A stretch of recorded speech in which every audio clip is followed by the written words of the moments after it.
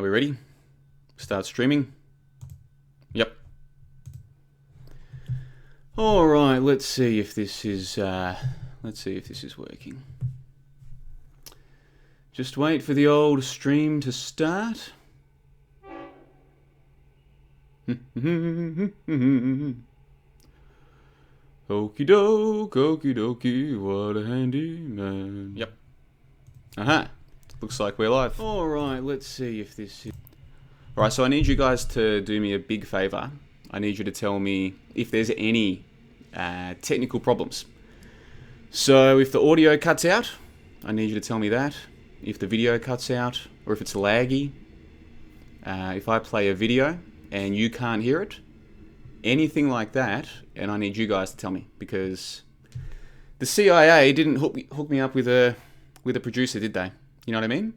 Meant to be the most well-funded intelligence agency in the world, and they can't even afford a bloody producer, can they?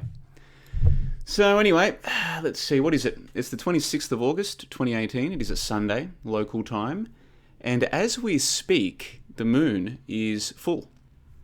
It is 100% full moon right now, as we speak. So I thought we were due for a little full moon special. And it has been quite a while since the last full moon special. And I don't know how many of you guys remember this, but let me just fix up this microphone as well. What happened was about 12 months ago, we had a full moon special. And by the end of the call, people like Validation Boy, Laurie Gale, Jed Skeptic, they were all there. Can't remember if Tim was there. Can't remember. But all of the people that you remember from the good old days of the early days of Ball Earth skepticism, before it was taken over by a bunch of money-hungry people, and well, you know, the rest is history, isn't it? The rest is history. So I guess we'll be talking about all of that tonight and more. So what is on the agenda? Let's get serious for a moment here. What's on the agenda? Tonight I want to talk about some of the hoaxes, some of the big hoaxes, and also why I think skepticism is a good thing, or at least it can be a good thing if practiced correctly or in a certain way. I also want to talk about how skepticism can be used in a bad way or a detrimental way. So today we'll talk about the double-edged sword that is skepticism. And the fact, and look, I've been pretty open and honest about this for a long time. The skeptical path, there are some good things. There are some good parts to it, yes. But there are also some downsides as well. There are some bitter black pills from which there is no escape, my friends. What's the difference between a red pill and a black pill? Well, everyone gets to come up with their own definitions, but for me, the difference is this. A red pill generally allows you to escape from a situation that doesn't make sense. It makes sense of a situation and can offer some kind of hope. The black pills, on the other hand, no, you realize that, well, there's nothing you can do about them. And they go against your sensibilities, your ideas of right and wrong. They go against your ideas of right and wrong. You think, well, here's what I consider to be correct and good and moral and healthy and all these things. And here is the reality of the situation that I can't change.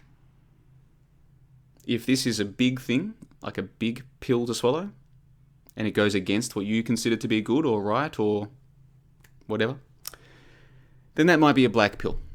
But to be able to understand a black pill, you first have to have a conception of what is the good. And you might be amazed to learn that most of the creatures that you mix with day to day, they don't really have any conception of good. They claim to. They get very self-righteous. And if the TV tells them to get angry at a boogeyman, they will. But that's it. That's it. So anyway, so we'll talk about some black pills. We'll talk about some red pills. We'll talk about our blue-pilled normie friends. God love them. Why do I call them normies? Well, I didn't come up with the term normie. But why do I like the term normie? Because they're the normal people, okay? There's a lot more of them than there is of me. In fact, they outnumber me officially 7 billion to 1. I'm pretty skeptical about the 7 billion. I think hundreds of millions is probably more accurate. We'll talk about that later in the show. But they're the normal people. The people who, what is it now, 10:15? They're either in bed or they're getting ready for bed because tomorrow they start bright and early, have to go to work to get the money to pay the bills, and so the world keeps turning, you know? And they are the normal people. And if you ever forget that, that they're the normal ones and I'm not, and if you understand half of what I'm saying, chances are you're not either. They're the normal ones and we aren't. And we should never forget that. Or I should never forget that anyway. I try not to. I'm pretty good these days. I remember, hold on, these are the normal people. Look at them. I walk past, there's a KFC in between my house and the shopping centre. So I walk past it often. And you walk past there of an evening, just cars lined up as far as the eye can see. It's phenomenal.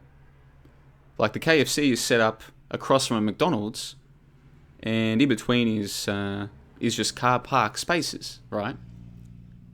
Sometimes the drive-through is so full that the cars are lining up in the car parks to get into the queue for the KFC. Phenomenal. And I think to myself, well, they're the normal people. That's normal. That's a very normal thing to do. To sit in your automobile and creep towards the ordering machine. I assume they still use machines. They did back when I used to be a normie. And then you get to the machine, and the machine says, "Hi, how can we help you?" And you say, "Can I please have your 2-piece feed? Oh, would you like that with a Pepsi or with a Mountain Dew or whatever?" "Oh, Pepsi. Oh, no, make it Pepsi Max. I'm looking after my health, you see." "Okay, that'll come to $12.95 drive-through." So you drive through, and you hand over your money. Of course, most of the time these days, there's no cash that's actually changing hands. You hand over your card, and it goes beep. Drive on through. "Here you go. Have a great day." "Thank you. You too." And then off you go. And then I suppose you probably eat while you're driving. Or you wait till you get home. You show some patience. You get home. You walk in. You sit down in front of the TV. And time to eat some fried chicken. And mashed potato and gravy. And chips. And coleslaw. And Pepsi Max, because you're looking after your health, of course. That's a normal thing to do. That is certainly far more normal than how I spend my days, generally speaking. So we should remember, the blue-pilled normies, they're the normal people. They're in the majority. And if there's one thing humans love, they just love, to the bottom of their hearts, it is being in the majority. It is being the same as everybody else. Okay, so if everybody else thinks it's normal to drive through a drive-through to get your fried chicken, then that's what they love to do.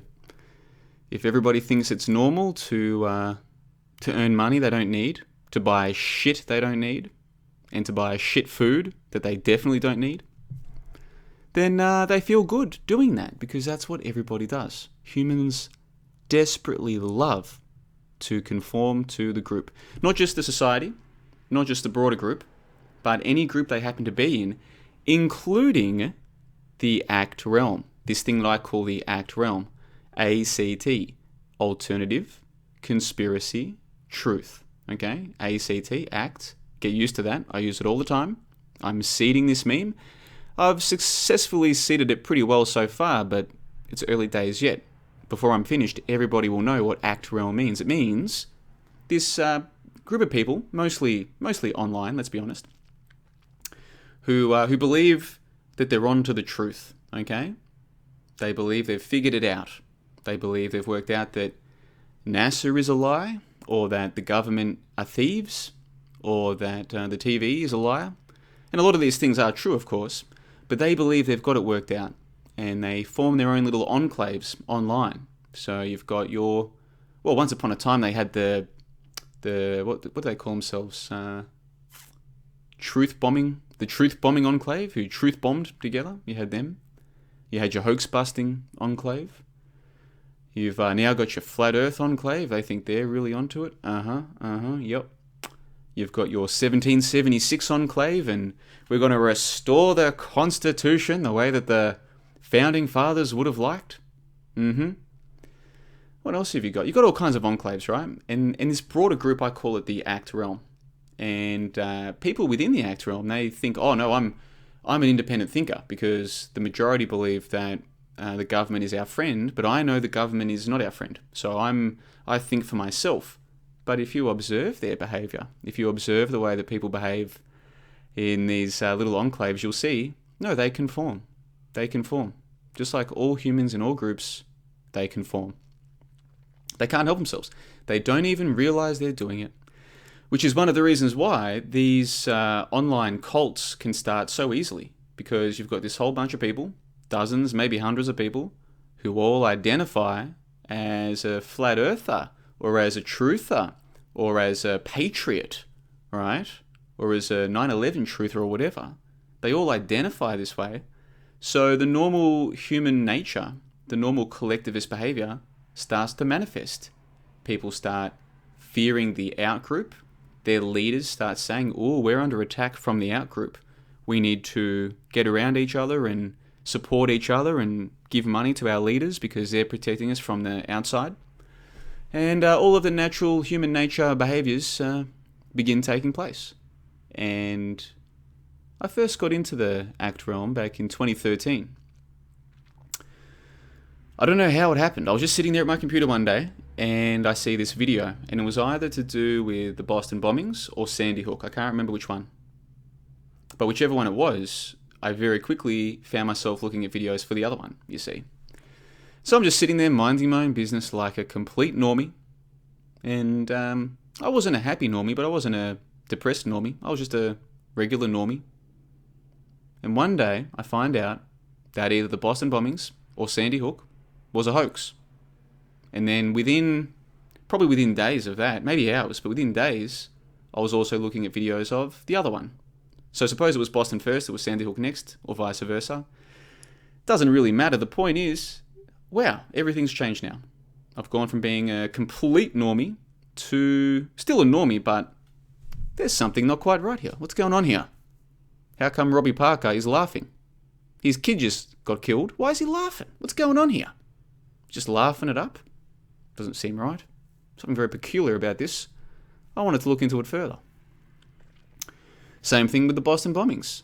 How can this guy who just had his leg blown off 10 minutes ago, both of his legs blown off actually, he's just completely conscious, sitting upright, holding up his leg. What's this guy with the cowboy hat pushing him? What's going on? This just all seems very strange to me. So that was late 2013, and so anyway, I knew very little about so many things back then. One of the things that I knew almost nothing about was the human condition and the way that humans behave very differently when they think they're in a group, when they think they're in a crowd. You can take the average human on his own and have a one-on-one conversation, and he can seem intelligent, he can seem sensible, he can even seem thoughtful, creative. Put that same creature among even just 2 or 3 of his friends, try and have the same conversation. Everything changes, the dynamics change. And this is what we call crowd psychology. And Papa Gustave, as I like to call him, Gustave Le Bon, he wrote a book called The Crowd. He actually wrote it in French, so its original title isn't The Crowd, it's some other French-sounding bunch of words, I would imagine. But translated into English, it translates into The Crowd.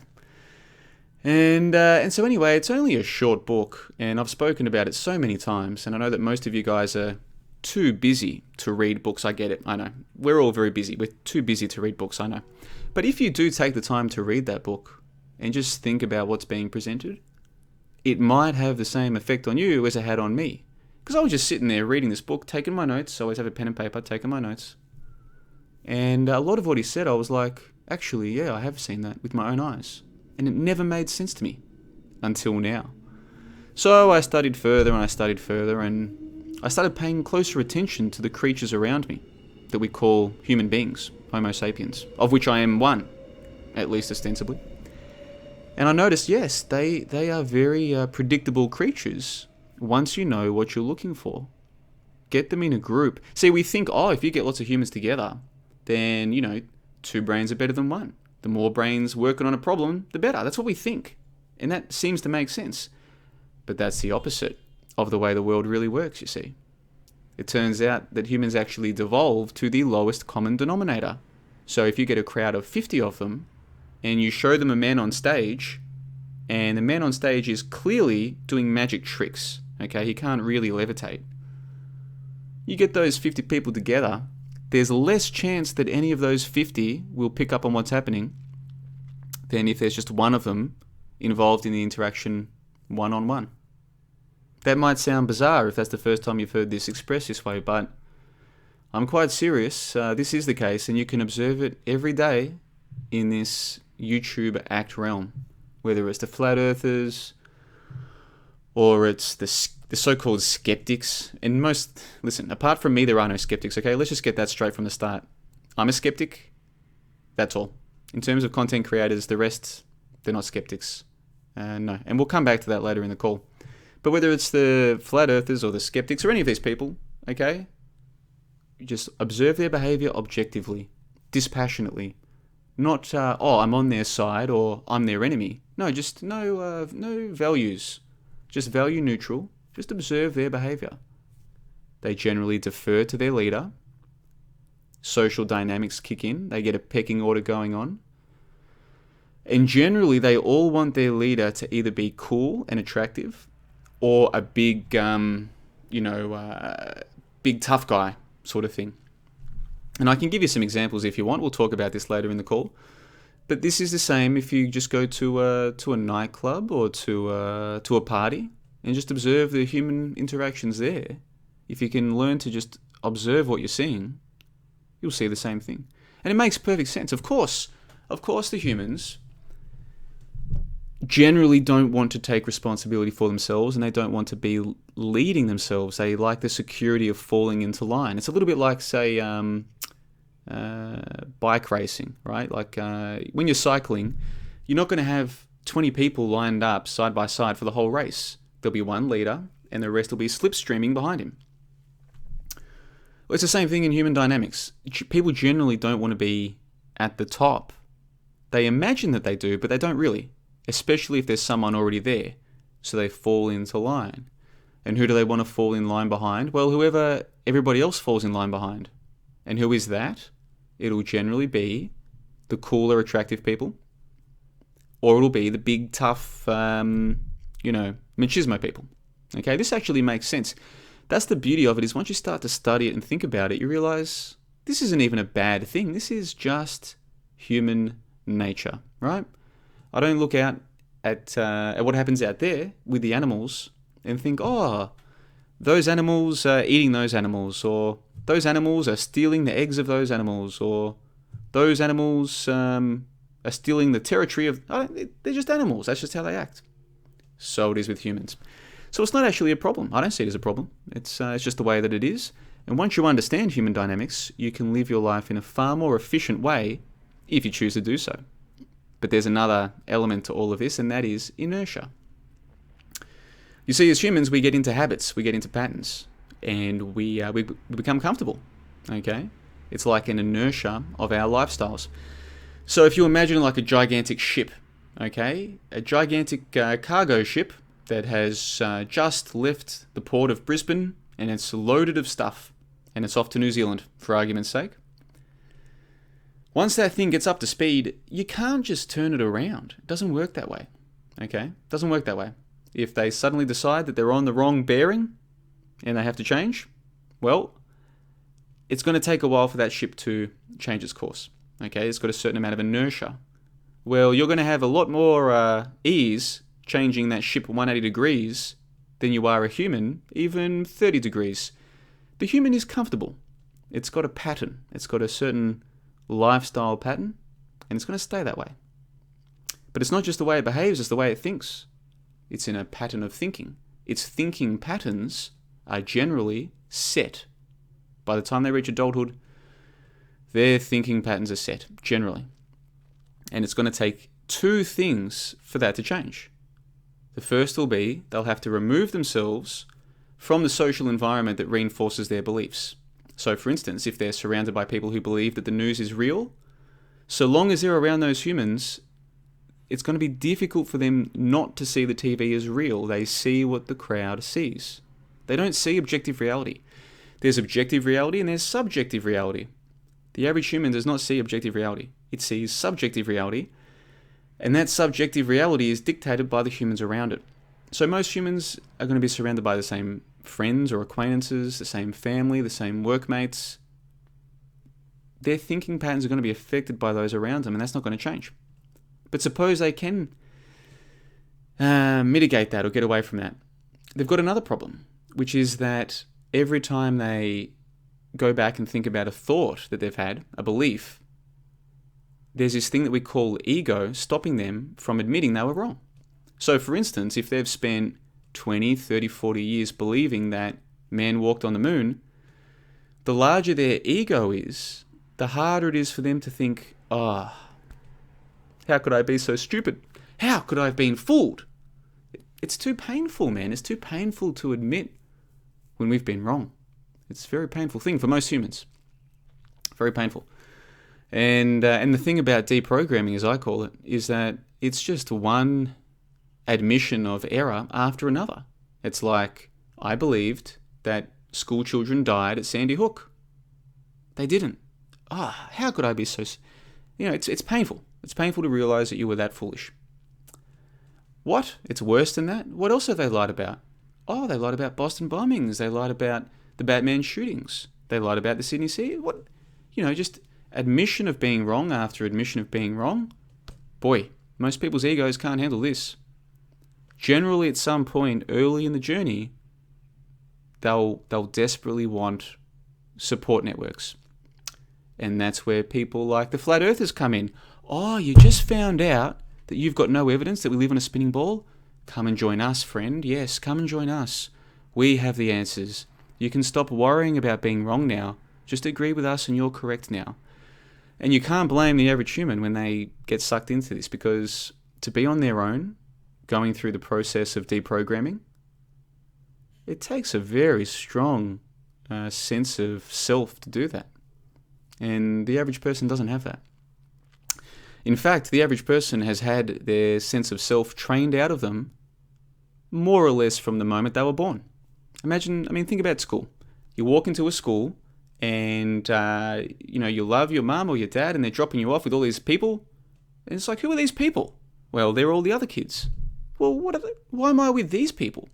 Well, because you're all about the same age and we all live in the same area. So off you go. Well, who's this person? Well, it's your teacher. Well, what? Who's this? Well, why is this person my teacher? Because that's their job. They get paid to be your teacher. Okay. So you sit down with the other kids and, all right, great. So there's 20 kids in the class, 15, 20 kids. And you get used to the idea of the authority decides. Because, like little kids are not very good at controlling going to the toilet. They have to ask for permission. They have to ask the authority, Miss, can I please go to the toilet? They have to actually get authority, permission, to do the most basic things.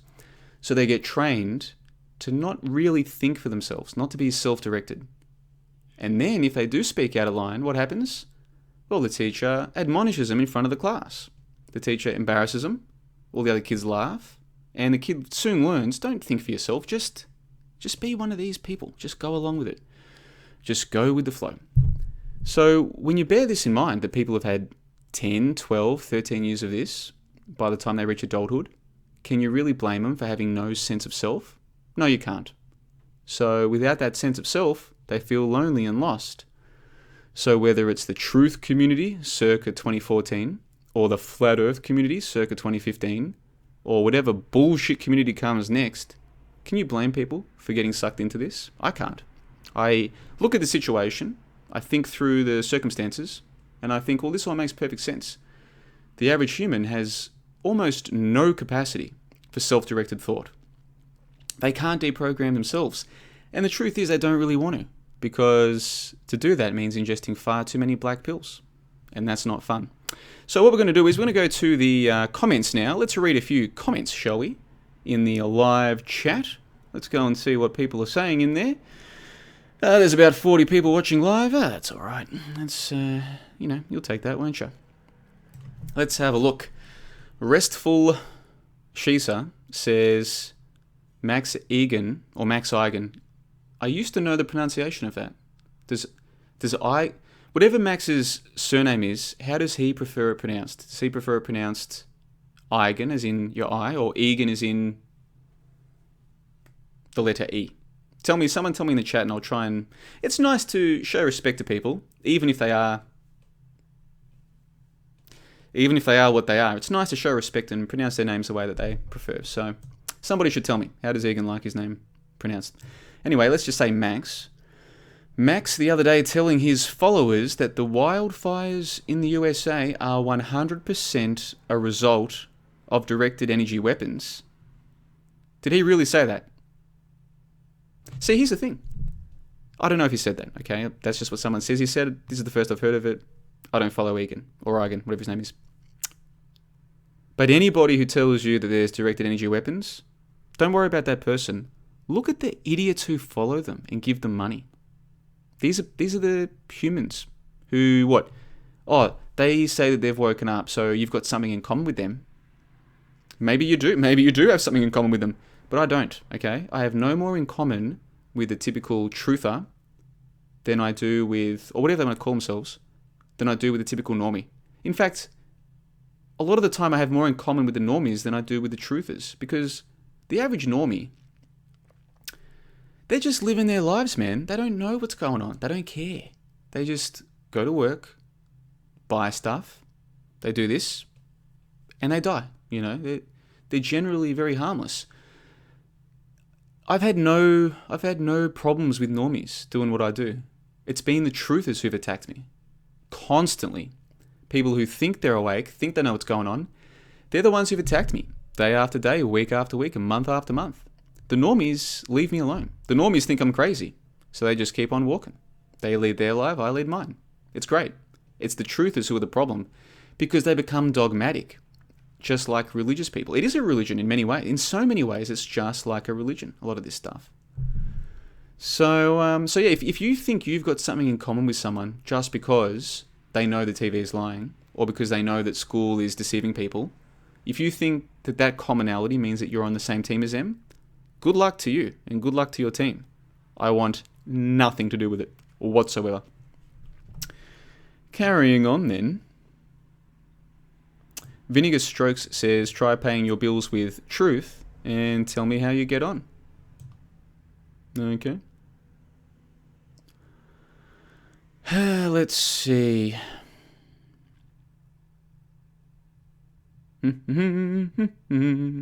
What a handy man. Get ready, 'cause here comes Okie Doke. Now listen, we have this amazing thing that we call technology, so I'm not complaining. If I ever sound like I'm complaining about the technology, trust me, I'm not. I feel blessed. I think we are just... we don't realize how fortunate we are to have this technology. It's amazing that I can sit here and with this computer and this microphone and talk to you, and you can just see it live and comment. It is magic to me, okay? So never think I'm complaining about the technology. With that little caveat out of the way, one complaint about YouTube, the comments, if you're behind on the comments, just as you're starting to scroll towards the front of the comments, they get lost. So forgive me, guys. I'm doing my best here. Let's have a look. So people in the live chat are talking about white nationalism. I haven't mentioned white nationalism once. How long have I been broadcasting now? 20 minutes? Where'd this white nationalism stuff come from? What's the relevance? You're gonna have to explain it to me.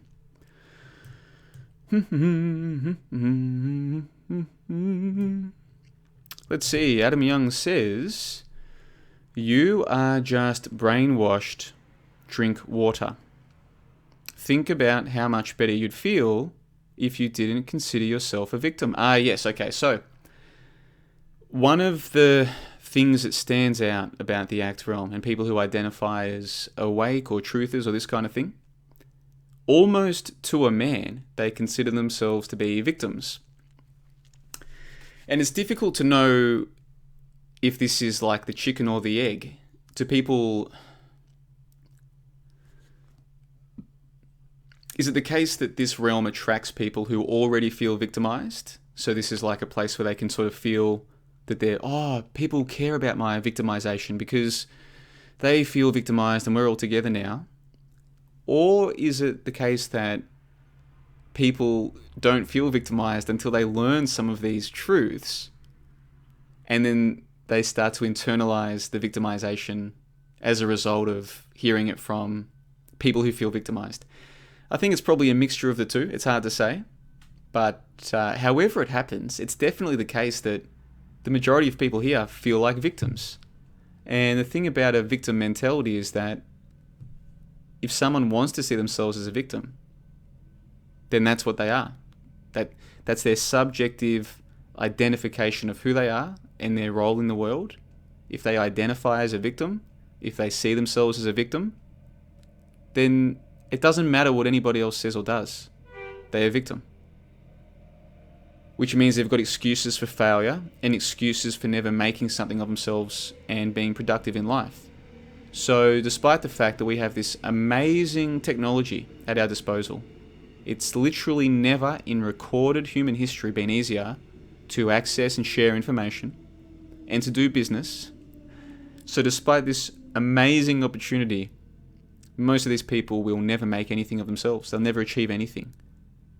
At best, they'll achieve what a normie would achieve, which is working, buying shit they don't need, a couple of holidays, maybe if they're lucky a house at the end of it, and then they die. The average truther or ACT realm person at best will achieve no more than the normies. So all of this knowledge they think they have clearly hasn't helped them at all. A lot of them will achieve less than the normies. They won't hold down regular work, so they won't be able to accumulate the things that they do need. They won't be able to build up the assets they need to start their own businesses. They'll achieve nothing with their lives. But they've got an excuse, you see, because it's not their fault. They're victims. They're victims of the government, or of the Illuminati, or of the Jews, or of whoever. Doesn't matter. They're victims. They're victims, you see. So what this realm does to people is it actually encourages them to do nothing with their lives and to think that any failure is not their fault, that they're not responsible. So you see, what the ACT realm does is it diminishes people's responsibility for themselves. And if and when you realize that, everything will change for you. And you'll start to look at these people in the comment sections and you'll notice patterns. It's like, yeah, hold on. Suppose it is the case, and I believe it is, that most of the food that's sold in supermarkets is effectively toxic. Effectively. Who's forcing you to buy the food in the boxes?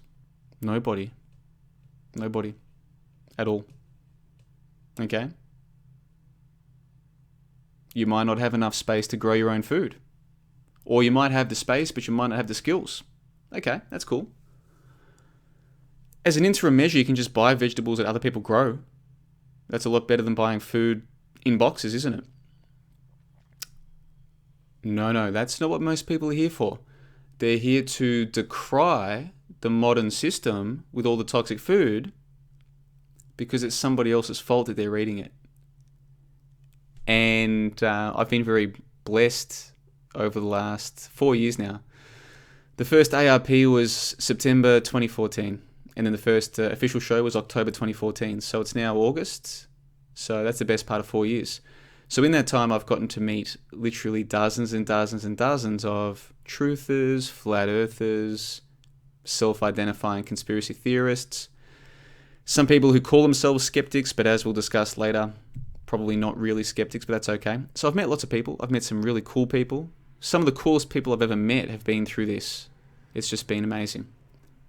What I've also met is a litany of people with a litany of grievances who will, quite seriously in front of you, right in front of you, they'll talk about how damaging vaccines are and how the food is toxic and the water's toxic, while they're drinking a beer and having a smoke. I'm not joking. I've seen it with my own eyes. Not once, not twice. It's phenomenal. Now, am I criticizing alcohol or tobacco or people who consume it? No. That's my whole point here, is you're responsible for yourself. I'm responsible for myself. So if I decide one day to go to KFC and buy a 2-piece feed with the Pepsi Max, then I'm responsible for that. Okay? I used to do that kind of thing. Back when I was, early 20s, I used to eat fast food. I thought it was normal. I was stupid. I didn't realize what I was doing. So I don't even look back with regret. It's like, well, that version of me had no idea what he was doing. So, I can't judge him for that. I don't regret it. It was just dumb shit that I did when I didn't know better. But now I do know better. So if I decide to have fast food or to drink alcohol or to smoke tobacco or to do drugs or whatever it is, I take responsibility, okay? And I don't sit here and complain about the government or the people who run the show, as I call them. Is the food in the supermarket toxic? Yes, I honestly believe a lot of it is. But I don't have to eat it, okay? Most of the damage that is done to my body is done by me.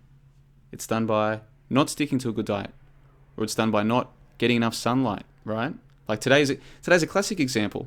Today it was raining for most of the day, but the sun did come out at like 3 o'clock, I think, 2 or 3 o'clock, and there was a window of at least half an hour where I could have just gone and got some sun. And I think that's all you need is 20 or 30 minutes of sun.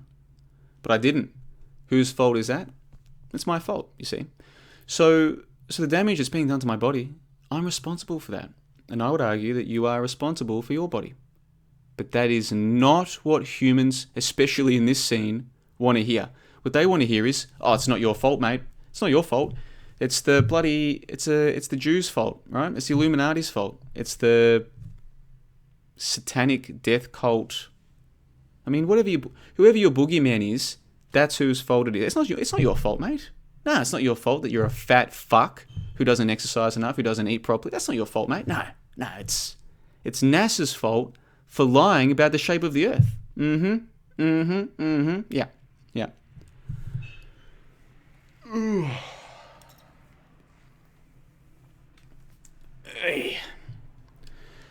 Anyway, let's get back to the live comments, shall we?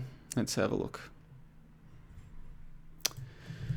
So, Restful Sheezer says, JLB, can you please explain your position on absolutely nobody dying and nobody getting hurt on 9/11, especially the FDNY fire chief and 300 other FDNY personnel? Okay, so here's the context. People like me say, well, maybe people died on 9/11. I used to believe that 3,000 people died. So maybe they did. However, I've gone and looked for the evidence that they did. And what I find is comically absurd and clearly doctored evidence. For example, you know how we were shown people who jumped out of the buildings? Remember the story from 9/11 was that people couldn't get down. So they were jumping out of the building. Remember that? The falling people? If you want to go and look for the footage right now, you will be able to find video footage of these people jumping significant distances from the windows to the point where even if they were Olympic gold medalists at long jump and they had a clear passageway to jump right off the platform of the window, no, it doesn't make sense that they got that far away. Now, the programmed response to what I just said would be to go, oh, JLB, what would you know about? How would you know how far someone can jump out of a building, mate? Listen, I'm just telling you what I found when I went looking for the evidence. And all I say to people is, have you gone looking for the evidence? Now, if you've gone looking at the evidence that people died and you're convinced that people died, that's fine. I'm not here to change your mind. I don't even care. Okay? If you believe 3,000 people died or 1,000 people died, or a dozen people died. That's up to you. That's for you to decide. That's not for me to tell you what to believe, especially when I used to believe that 3,000 people died. So who am I to tell you what to believe? I'm just telling you that since I've gone looking at the evidence, I couldn't find any that anybody actually died that day. Now, if you have evidence that you think would convince me, just send me an email. johnlebon123@gmail.com. I will peruse it. I might even make a video about it. You might be able to convince me that people died that day. But I don't believe they did. And it's important that I stress this. If you believe people died, I'm not trying to change your mind. Seriously, go on believing that. Go on believing that either Osama bin Laden or the US government murdered people that day. Go on and believe it. That's fine by me. Okay? But I don't believe that. And that's the fact of the matter. So let's carry on with the live chat. Adam Young says, good points, JLB. Thank you, Adam Young. I appreciate that.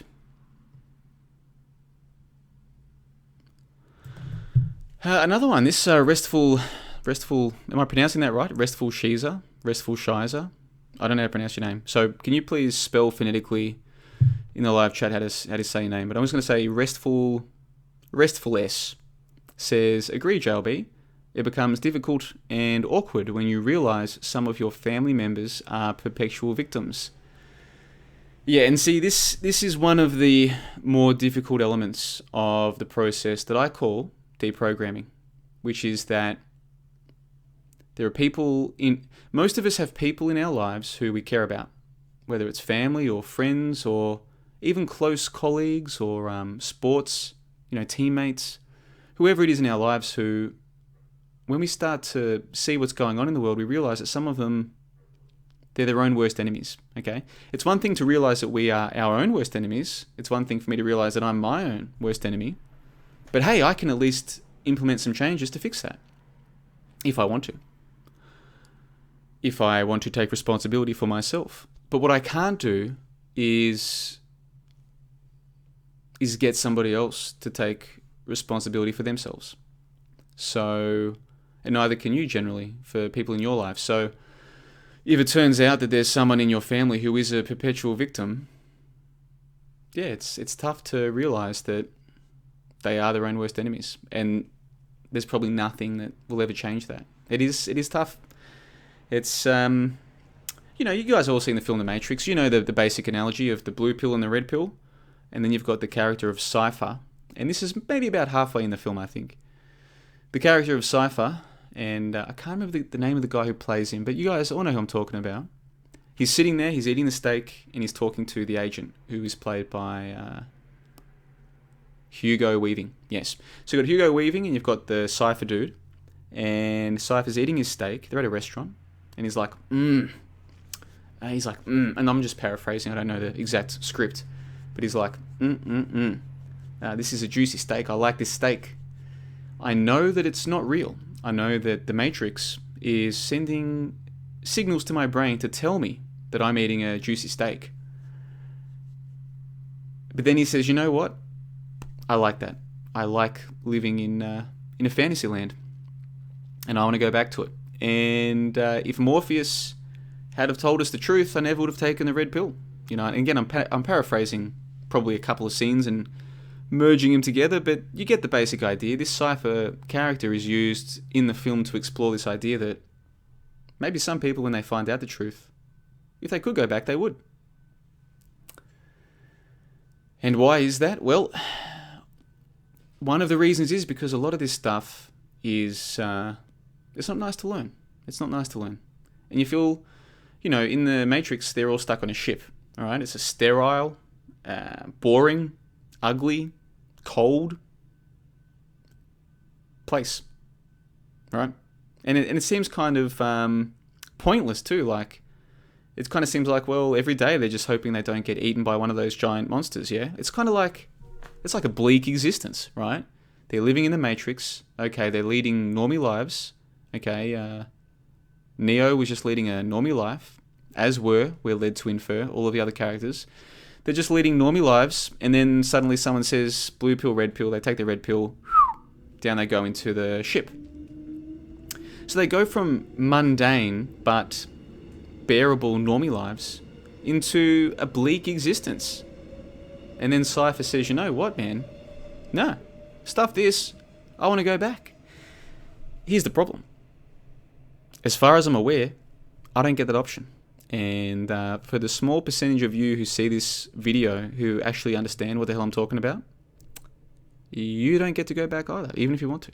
As far as I'm aware, I'm still relatively young. I turned 31 recently, so I'm open-minded to the possibility that if somebody removed themselves from all of this and just went fishing for a couple of years, just got a job on a fishing trawler and didn't think about this stuff for a couple of years, I'm open-minded to the idea that they could just come back and kind of pretend they never found out. I'm open-minded to that possibility. But I think it would take extreme or drastic measures, of that nature for it to work.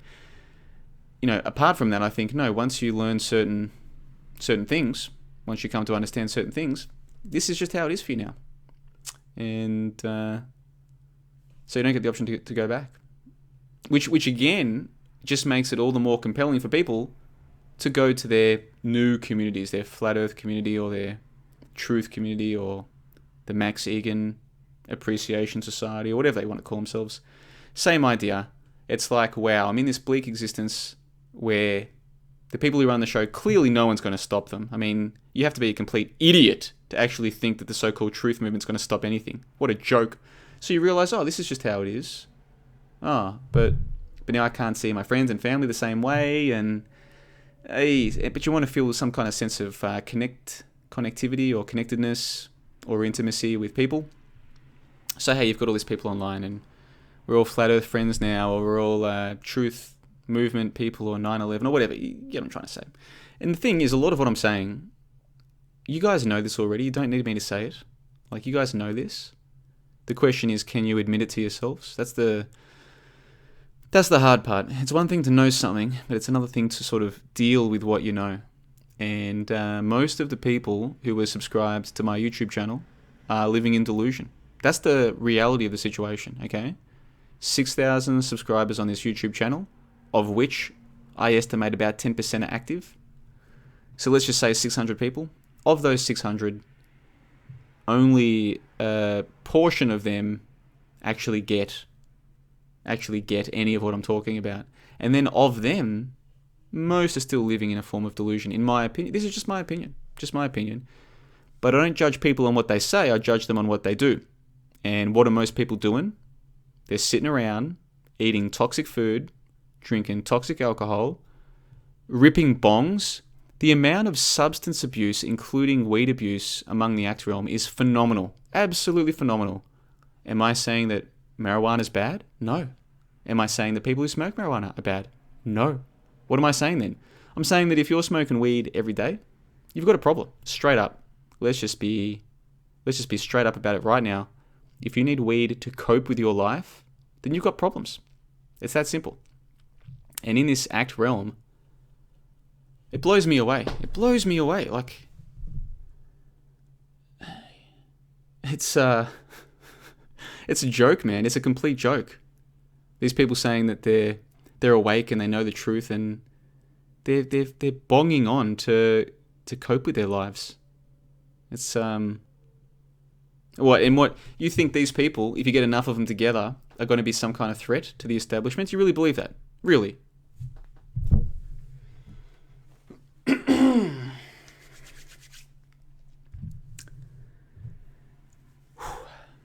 If you believe that if you get enough people together who know the truth, and that by sitting around ripping bongs, watching Google Hangouts, that they are a threat to anything but themselves, then you are an epsilon.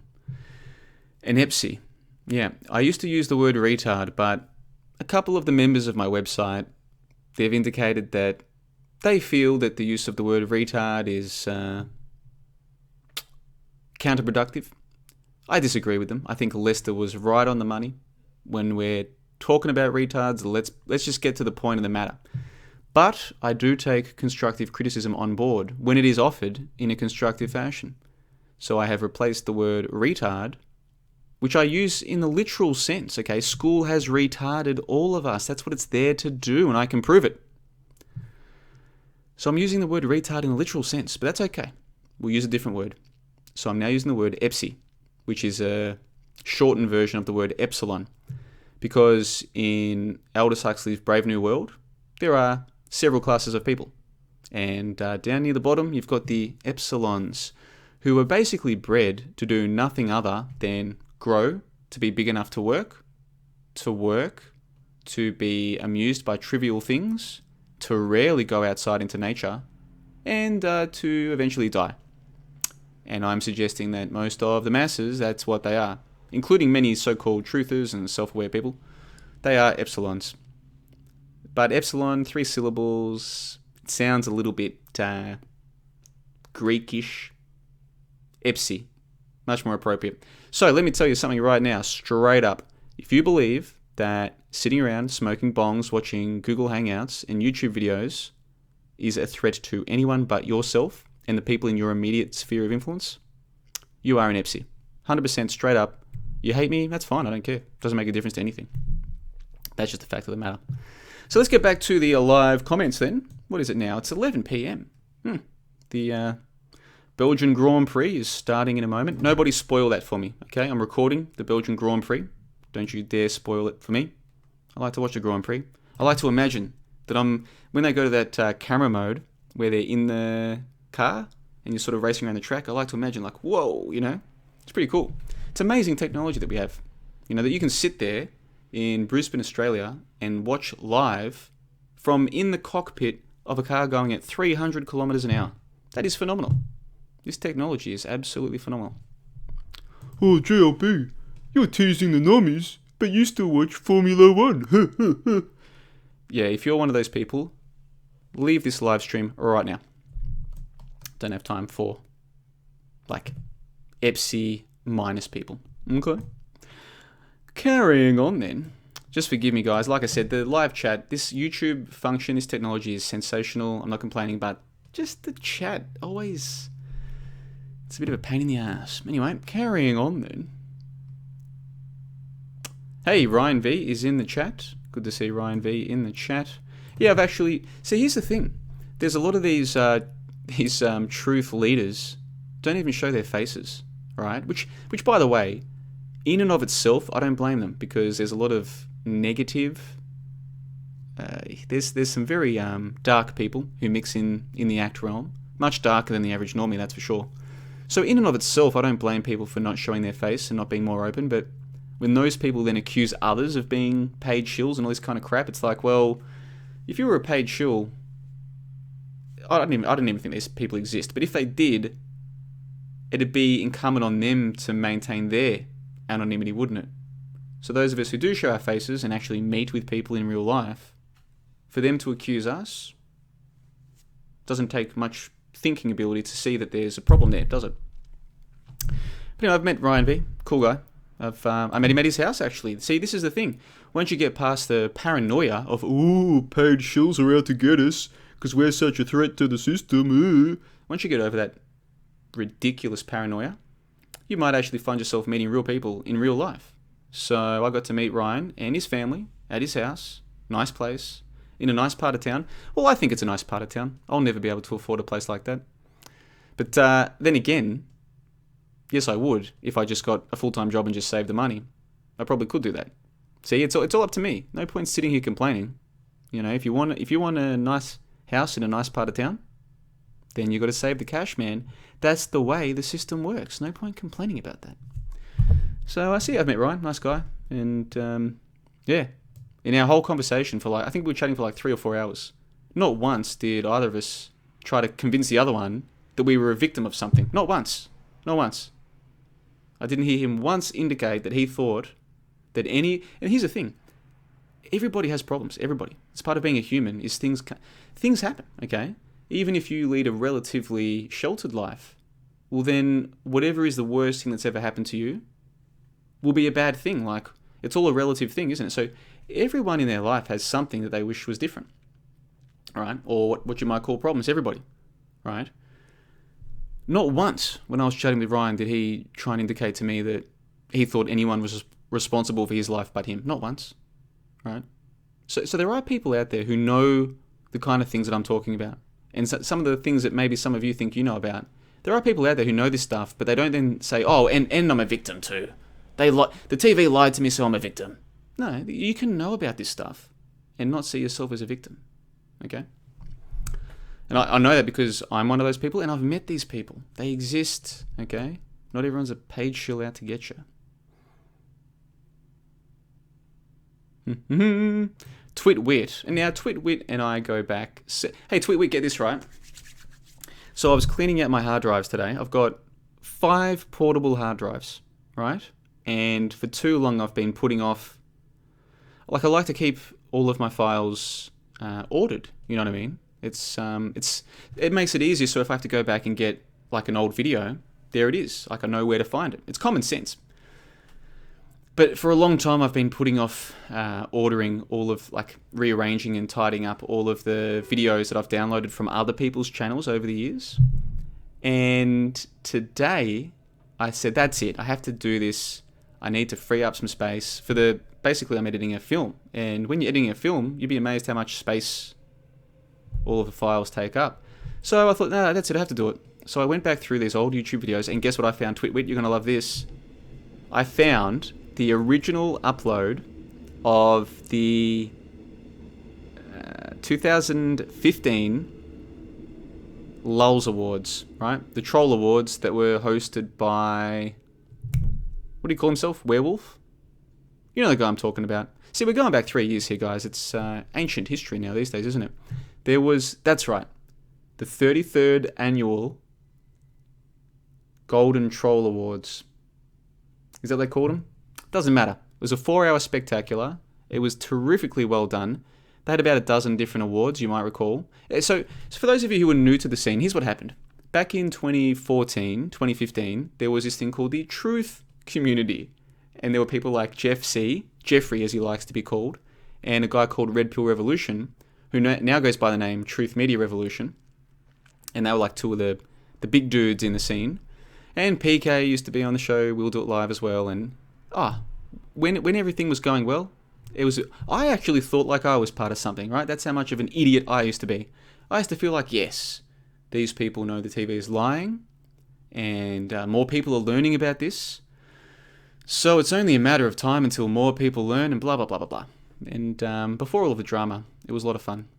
But anyway, then there was a lot of drama, and a lot of stuff happened, and a lot of people had fights, and it was a disaster, complete disaster.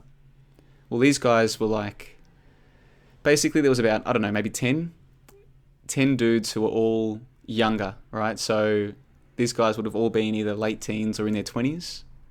And I guess they just had more of a comedic or more of a piss-taking attitude towards the so-called truth movement. I think most of them did feel like they were part of something, but when they got disillusioned by the disaster, rather than, act like middle-aged losers, they basically took, which is what most middle-aged people do when things go bad, they get very, we'll talk about that later.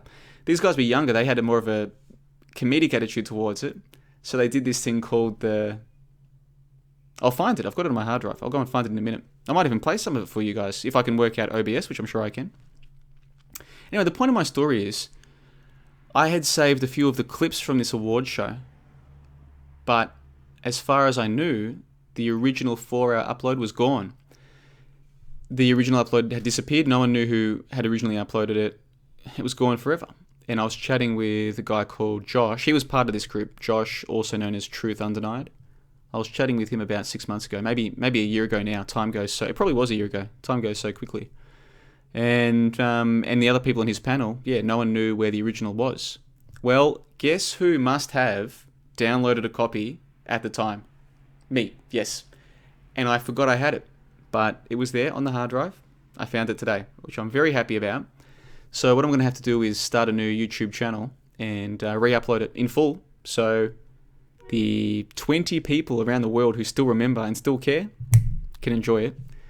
And I'm very happy about that, Twitwit. So I'm sure you will enjoy that as well. Take a little trip down memory lane and remember back to the good old days with Jeffrey C. and Truth Undenied and Red Pill and who was that crazy dude with the gun? You know the guy I'm talking about? He was about 40 years old. He was used to wear a baseball hat, and he got the gun out on camera once. I I kind of feel embarrassed that I've forgotten all these people's names, but in a way I'm actually kind of proud that I've forgotten all of these people's names. It shows that my mind has moved on. But yeah, he won an award as well, and what was his name? Crazy Morris? What was his name? Robbie Morris, who used to have his own live show, get drunk on camera. A 40-year-old man hanging out with people in their 20s on a live hangout, getting drunk. And hey, listen, I'm not here to criticize people who get drunk, okay? But a 40-year-old man acting like a tough guy and hanging out with people in their 20s, spreading the truth. It was all a joke, man. Right from the start, it was all a joke. All a joke. Anyway, let's go to the live. Got 40 people watching right now. Let's go to the live comments then. Get your comments coming through, guys. I'll read them out. Let's have some fun here, or why not? Matt Reynolds says, good morning, y'all. Good morning to you, Matt Reynolds. Let's have a look. Let's carry on here then. Let's see. Joven Trendmaker, is it? Joven, you were one of the young. Comedic isn't the word. What I'm trying to say is that you guys who your response to the disaster was to make light of the situation, I looking back, think that was a far more healthy way to deal with it all than the other people who really let it get to them. You know, that whole Transasia schism and the flat earth schism and all that kind of stuff, that messed a lot of people up, you know, and it's understandable when you understand how humans work and all that kind of thing. But you guys who did all of the, I don't want to call it trolling. It's not really trolling. Like if you do a 4-hour show and you give an award to the best, what was the award you guys gave me? Best shill or most likely to be a paid shill or whatever it was, right? And you take the time to make this funny award ceremony and whatever. You know, I guess that's kind of trolling, but it's not. It wasn't negative. It was funny, you know. And yeah, it's a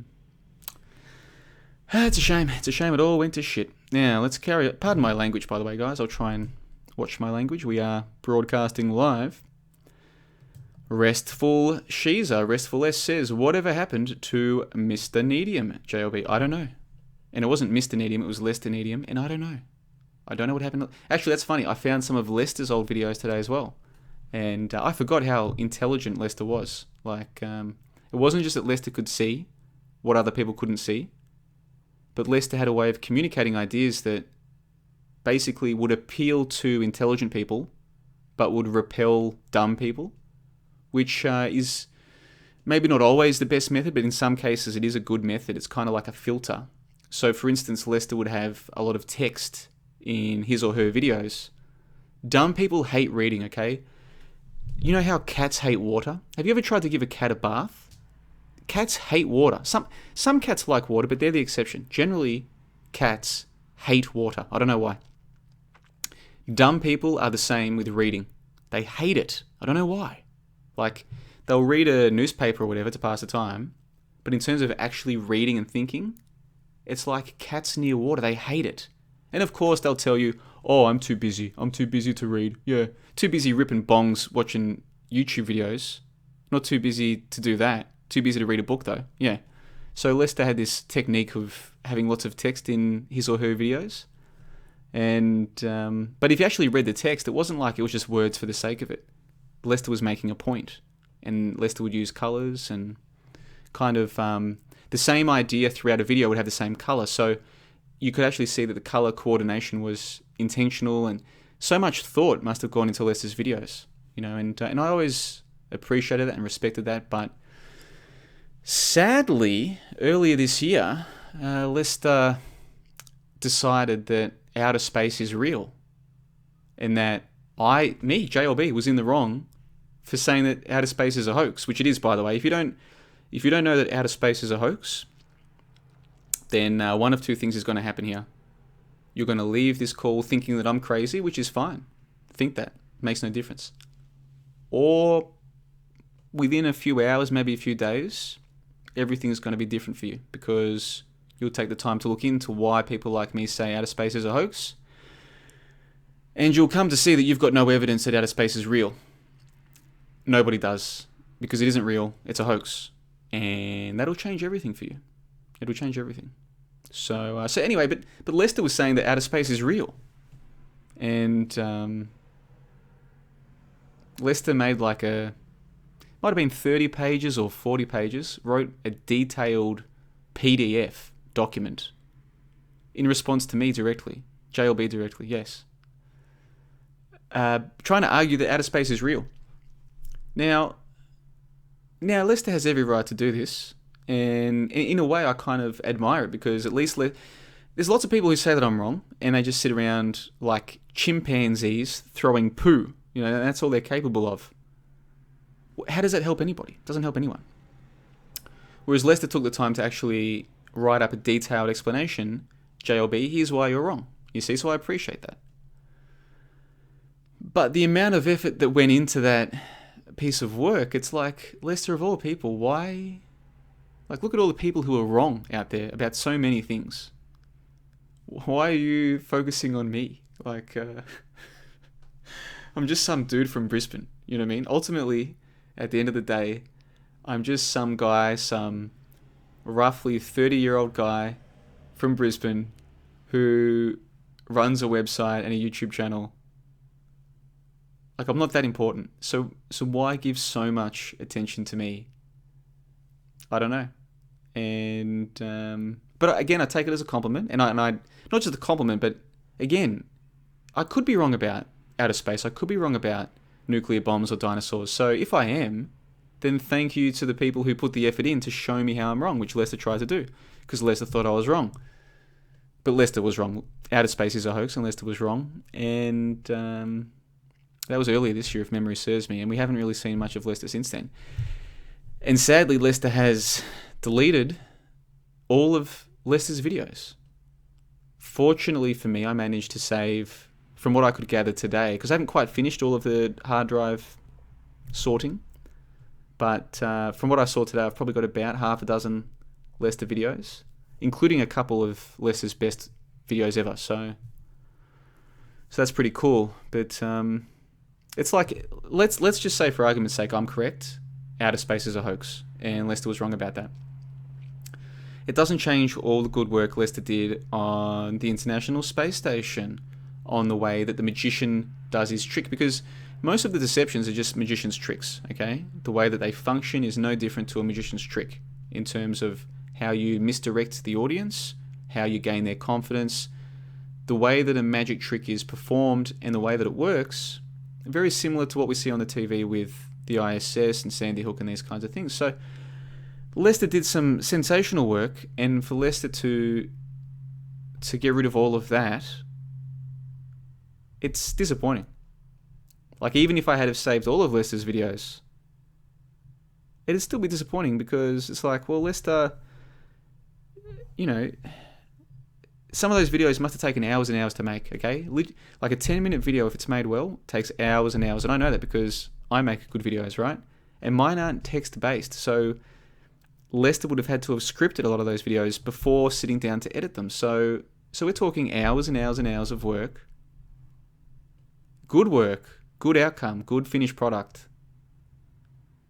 One of the few people in this entire scene who gets it, or at least gets a lot of it.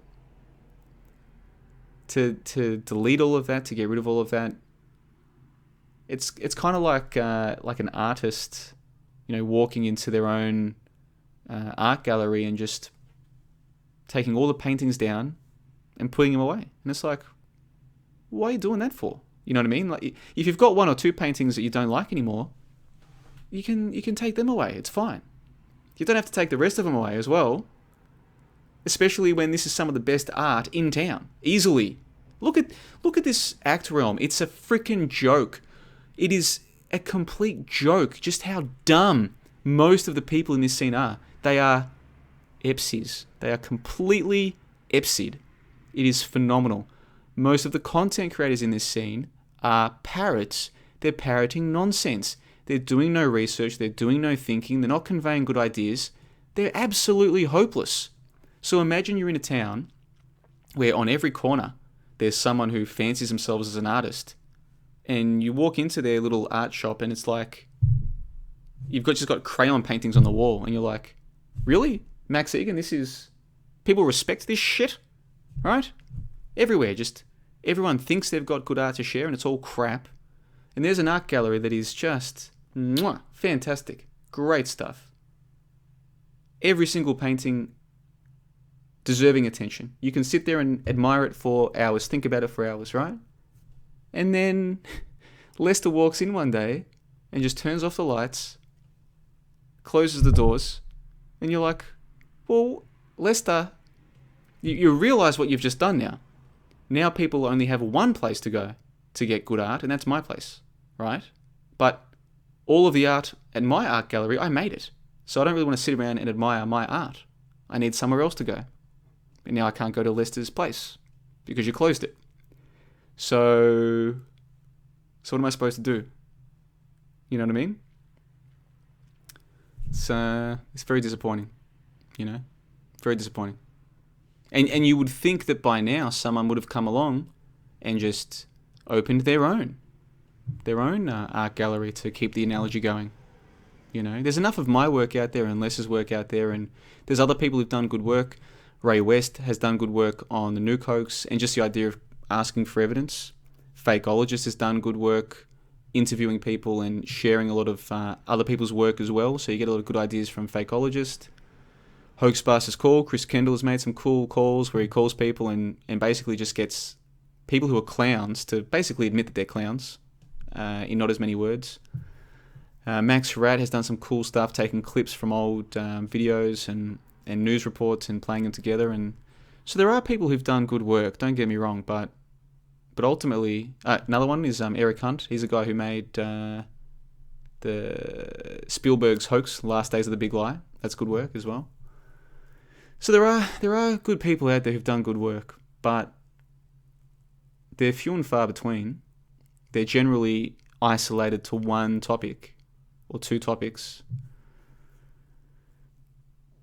There aren't many people who can look at the magician's trick and explain it to you, and Lester was one of them, and Lester's gone. So yeah, to answer your question, I don't know where Lester is. I don't know if Lester's going to come back. I hope that Lester does come back.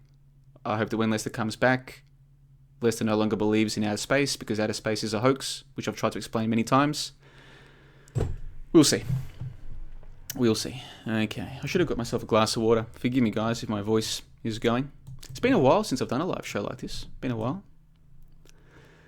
Let's have a look. Let's go through the live chat. FlatEarth.life. Why are there flat earthers subscribed to my channel? Yes, it is true that 3 years ago I did a show called the Baller Skeptic Roundtable. This is true. And I interviewed a whole bunch of flat earthers. Yes, this is also true. I interviewed the biggest names in flat earth. Eric Dubé, Mark Sargent, Jeranism, Wakey Wakey, The Mork Isle. This is also true. It was the greatest show the scene has ever seen. That's also true, yes. But that was 3 years ago, guys. Since then, I've released no less than 50 videos debunking, critiquing, and mocking Flat Earth. Okay, no less than 50. And it's been 3 years, so why the hell are you people still subscribed to my channel? I wish you well. I wish you peace. I wish you fortune. I hope you achieve the goals that you set for yourself in life. Truly, no animosity from me towards anybody, let alone the flat earthers. But why are you still subscribed to my channel? Why? What do you hope to get out of this? I've explained to you why your leaders are charlatans. I've given you evidence, documented evidence, that your leaders are charlatans. I've shown you the evidence that their belief system doesn't work. I've shown you that their maps can't possibly work. I've shown you that they will tell you one story 1 week and look straight at the camera and tell you a different story the very next week. I've shown you this. There's nothing more I can show you. So why are you still here? What do you expect to get from this? Why? Why are you here?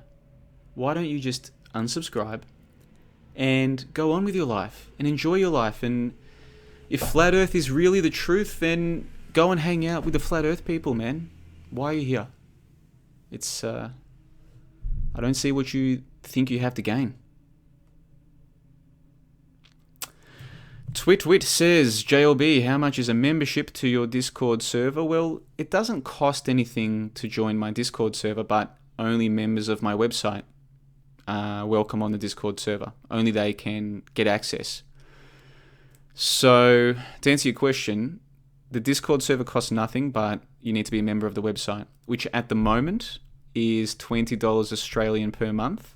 And anybody who signs up now, that's the price they'll pay until they cancel in 6 months, a year, 5 years, doesn't matter.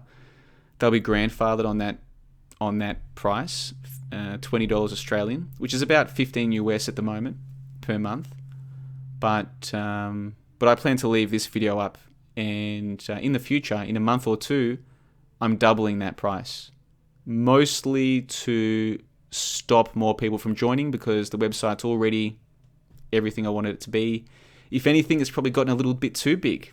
I've only found out recently that there are a couple of flat earthers who are members of my website, which I didn't realize. And that's okay. You're allowed to be a flat earther and be a member of my website. That's okay. But still, we come back to this problem of why.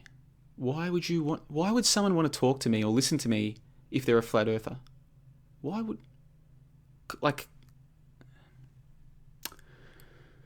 yeah. So what's going to happen is I'm going to release this Dino Skeptic film, and that's the one that I shot on location. I went out to, I'll talk more about it later, but I went out to the heart of Australia and I filmed the official holotype specimen of the dinosaurs that they had discovered. And it's taken me a long time to put in the effort and the time to finish the final film.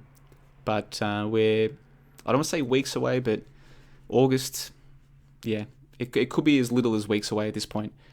Now, when I release that, that'll be released via my website, and that'll be a film that you can rent. So just like any other view-on-demand film or TV show, it'll be like that. So it might be $7 to rent and $12 to buy, or $30 for the DVD or something like this. I haven't really decided the price point, but all of the members of the website will get instant access to the film, and they'll be in the credits as well. So what I'll have to do is, the day before I release that film, I'll have to increase the membership for the website anyway. Otherwise, why would you get the film? You would just go and become a member and then get 2 years of my work practically for free. So it doesn't really make sense.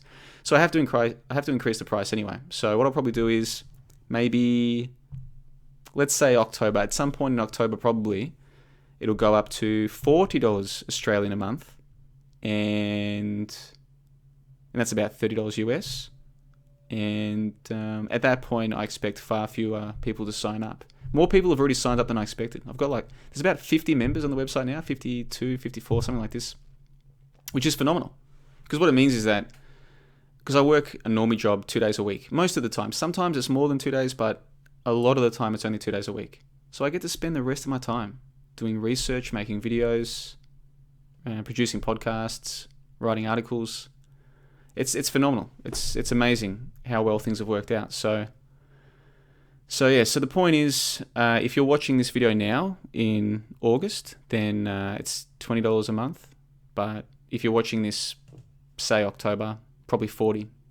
And again, let me explain. People who sign up before the increase, they remain on that price forever. It's called grandfathering. Basically, you sign up before the increase, and that's the cost. And the other benefit of doing it that way is, it's kind of like the people who helped the site become what it is. I call them foundation members. It's like they helped me make this a real thing.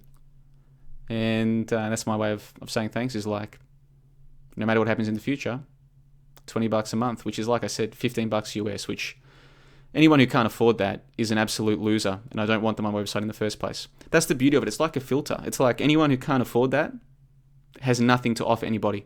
Okay, they can't even get their own life in order. So stay the hell away from my website. Stay the hell away from my YouTube channel if you can't afford $15 US a month. Please do me a favor. Do yourself a favor. If you can't afford that, go and take a long, hard look in the mirror and ask yourself where it all went so wrong. And ask yourself what you're going to do to fix that tomorrow. Because you can. I don't care what situation you're in. You can improve your life if you want to. And if you can't afford 15 US a month, like $4 a week, you shouldn't even be listening to me right now. You shouldn't be on the computer looking at any of this stuff. You've got bigger problems, which you can fix if you want to fix them. So, yes, anyway. But I wasn't planning to talk about the Twitter thing, not Twitter, Discord. So, I'll come back to that later, maybe. But anyway. I'm trying to see if Twitwit left a comment about the Troll Awards. I would have thought you would have liked that news, Twitwit. I think this is cool news for the 20 of us who remember all of what was happening back then. One of us, just so happens to be me, downloaded a copy of the full show, the full 4 hours, and I'm going to re-upload it. But I'm not going to upload it on my channel in case some idiot decides to try and copyright strike it. So I will create a separate YouTube channel, and I'll upload it there, if I can. Look, I might even just re-upload it to my channel. Who cares? Who cares if my channel even got taken down at this point? Most of what I do is on the website these days anyway, The only thing I would miss from this YouTube channel is my Ariana Grande video. In fact, let me bring that up on the screen. Look at this. I've got the OBS going. I haven't even used it. So let's scroll down here. Check this out, right? This is my Ariana Grande terror attack video. It's up to almost 700,000 views. Me, nobody from Brisbane, Australia, does a 3-minute piss take video about the Ariana Grande so-called terror attack. He wakes up the next day, it's up to like 10, 15,000 views. He's like, wow, that's I never get that kind of traction. Later that day, 40,000. Whoa. For a nobody with a small YouTube channel, that's a lot. Feeling pretty good about himself. Goes to bed, wakes up, 120,000 views. Whoa, what's going on here? Later that day, 200,000. What the hell, man? Fast forward a few days, 500,000 views. To this day, man, if you could go back to 27-year-old JLB, and when he was just getting into this scene, and he was still not a complete, but for the most part, a blue-pilled normie, a conspiratard, actually. I used to be into Zero Hedge. I used to believe Jeffrey C. was the real deal. I used to think the baby hoaxes were like important. I was very, very naive. But if you could go back to that JLB and just say, hey man, for all of the time and effort you put into this, at the very end of it, you'll have at least one thing to show for it, which is a 3-minute sketch where you mock one of these baby hoaxes. And back then he wouldn't know what a baby hoax was, so you'd have to explain it to him. But you mock one of these baby hoaxes and you get 500,000 views. I think he would have taken that. I think he would have said, really? Let's do it. So to this day, I'm very proud of that. So if my YouTube channel got deleted, that'd be the only thing that I'd miss. And the thing is, I've documented that it got that many views anyway. So in the future, if I wanted to look back and reminisce, I'll always have the video because here's the thing. There's people like, oh, they deleted my channel. I lost all my videos. Well, then you messed up, didn't you?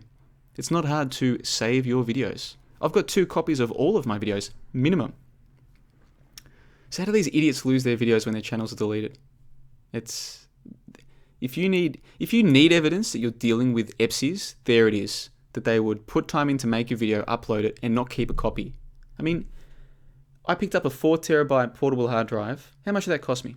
$150 Australian, I think. Maybe 170 Australian, maybe. For a 4 terabyte hard drive. I've made literally 500 YouTube videos. Every single one of them, and the editing files, okay, which are usually bigger than the actual exported file. Every single one of those files fits on that 4 terabyte hard drive. And I know that because I was rearranging stuff today. So, what, they can't afford a freaking portable hard drive to put their videos on? What a joke, man. Complete joke. So if they ever did delete my YouTube channel, then I would still have the copies of the video, and I would have documentation that, yes, one of my 3-minute sketches got, according to YouTube, 500,000 views. And yeah, I am very proud of that to this day. And of course, the funny thing is, I put less effort into that video than just about any other video I've ever made. It was one of the lowest effort things I've ever done on YouTube. And it got more views than... Some of the videos I've uploaded have taken literally 10 hours. 10 hours. They get 500 views, of which how many are real views? Maybe 50? You know what I mean? I put half an hour, not even, into that video, and 500,000 views. You might say that there's no justice, but the truth is that video is probably one of the best that I've made. Even though it was low effort, it's one of the best that I've made because it was complete deadpan. It was complete deadpan. I've tried to do deadpan on a few videos, and usually I just crack up laughing. You know what I mean? I can't help myself. I'll start recording, and then I'll just start giggling like a schoolgirl. That one I was able to record. I'm pretty sure I did that one in one take. It was either one take or two takes. I just sat at this computer. What did I say? I think I said something like, "I've got a message for you." I wasn't smiling. I was like, all right. You know what? Instead of me trying to recreate the magic, let's see the magic. Tell me if this comes through in the live chat. Tell me if you guys can see this. I don't know about you guys, but I am sick to death of these conspiracy theorists claiming that at these events, like the one we just saw in Manchester, that no one died or got hurt. It is so disrespectful. And in this video, I've got proof that this event happened. And I hope that all of you conspiracy theorists, when you see this video, you have a damn hard look at yourself and think about what you're doing. Is that coming through, guys? Can you tell me if you can... Can you guys hear that? Let me know if you can hear it. I don't know. I'm still learning OBS. So I'm still getting better at this. So can you guys, if I play a video, can you hear it? Dan W says, nice, the audio is good. Just one more person just confirm that for me. Loud and clear. Love it. All right, thanks, guys. So let's go back to a bit of magic from, I think it was May last year.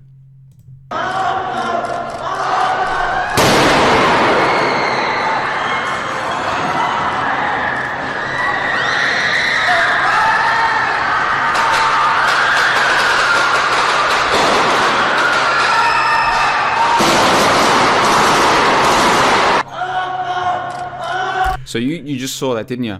That was video footage of the guy running in, screaming all kinds of Allahu Akbars, people running, people horrified, and all they wanted to do was see Ariana Grande. Check this out again.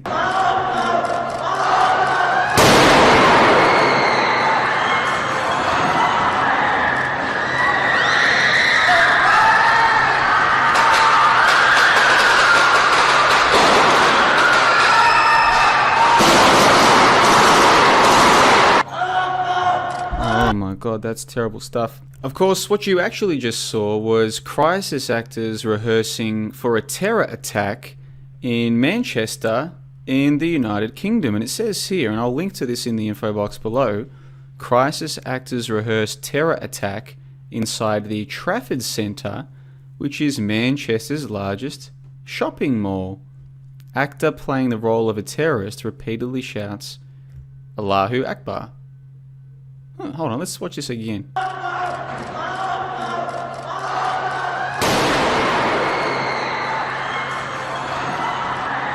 Jesus, lots of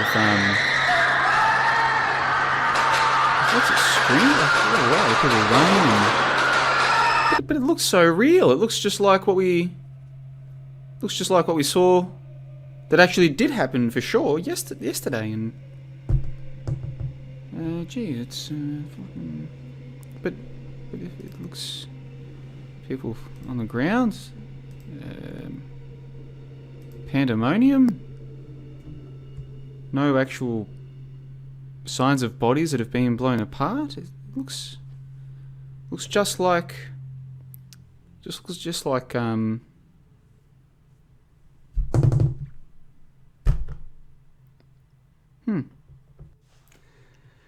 memories, guys, memories. And yeah, 500,000 views for that one. And that was a huge learning curve for me in a number of ways. One of them was when I made that video, I thought it would be obvious that I was taking the piss. In fact, you can even see that about halfway through I say, like I snap out of deadpan character into, okay, so what you just saw was, okay, so I thought it was, when I was making it, I thought it was obvious that I was taking the piss in the first half. So in other words, for the first half, you're meant to think I'm being serious, but then halfway through realize, oh, he was just doing that, and now he's being serious. But the comments that were I got thousands of comments on that video, thousands, right? And I was going through the comments. Even regular commenters on my YouTube channel didn't get that I was joking. They thought I'd gone to the dark side. The paranoia and, like, most people in this scene are complete epsies, okay? Let's just get that fact straight from the start. I already kind of knew that at the time, but I didn't realize just how bad it was. That video would be enough for someone who'd been a viewer of my channel for years to go, oh, JLB's gone to the dark side, right? Because in their mind, that's what happens. In their mind, YouTubers, I don't know, they're sitting at the park feeding seagulls, and two guys come and sit down wearing black sunglasses and suits, and they sit down next to them and they say, JLB, you've gotten too big. You know, and JLB is just sitting there feeding the seagulls. What do you guys want? You know what we're here for. We're here to make you an offer you can't refuse. Oh yeah, what's that? Well, firstly, don't speak too loud. We're at a public park. But secondly, we're going to take your YouTube channel to the top. Oh yeah, cool. Sounds good. What's the catch? No catch. Your biggest video to date, 40,000 views. We can get you 500,000. But you've got to pretend that the Ariana Grande terror event that's going to happen next week is real. And if you do that, we'll take you to the top. Really, that's it. You want me to pretend that an event is real, where no one died and no one got hurt, and in return, you'll give me a video that gets 500,000 views, which compared to most real viral videos is nothing. But you'll give me 500,000 views if I pretend that people died or got hurt at a fake event. That's right.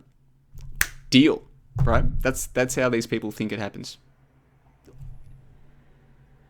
As ridiculous as that sounds, I can show you. I have documented the kind of comments that were left. Even from long-term subscribers to my channel. So they didn't get that it was a deadpan piss take video, a sketch. Even though halfway through the video I thought I made it obvious.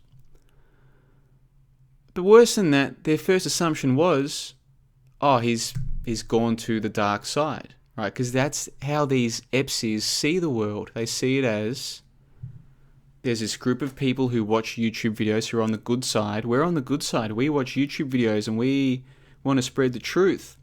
And then there's a dark side. And people switch from the good side to the dark side just as a matter of routine.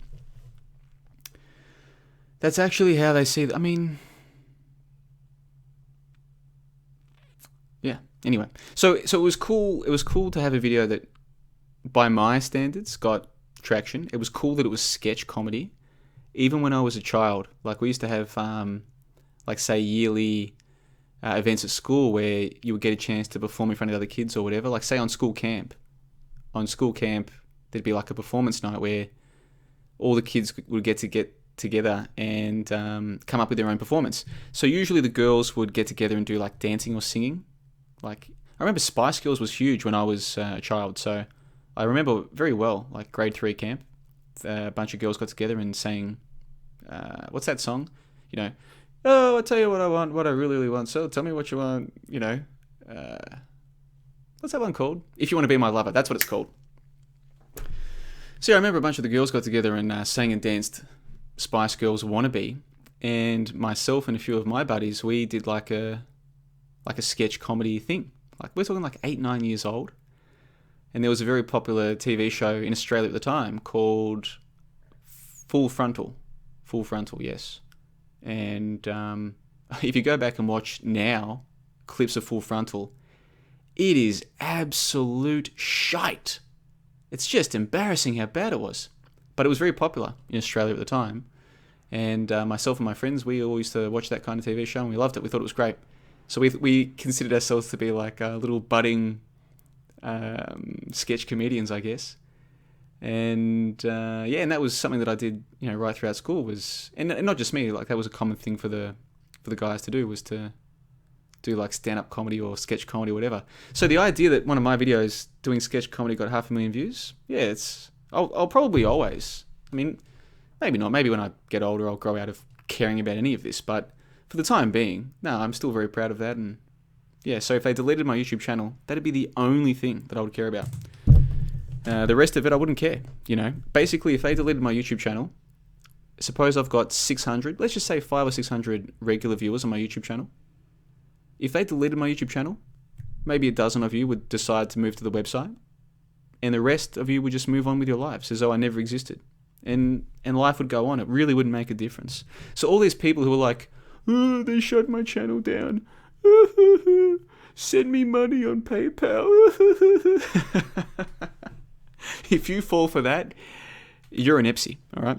And if I ever come to you and I'm like, they deleted my YouTube channel, I don't know how I'm going to get... If I come to you and I do that, and you're dumb enough to give me money, then we're both in the wrong. I'm in the wrong for deceiving you and milking a situation for money, and you're in the wrong for being dumb enough to give me the money, okay? Now, the good news is, I haven't done that. I won't do that. They could delete this channel midstream. I won't do that. I don't care. What I'm trying to explain to you is, all of these people appealing for your money, they're preying on the stupidity of the average person. And the average person is incredibly stupid, including many of the people who will see this live stream. Incredibly stupid. So, yeah. Wanted to make that little point. So let's carry on. I'm enjoying this chat. What is it? 1:45.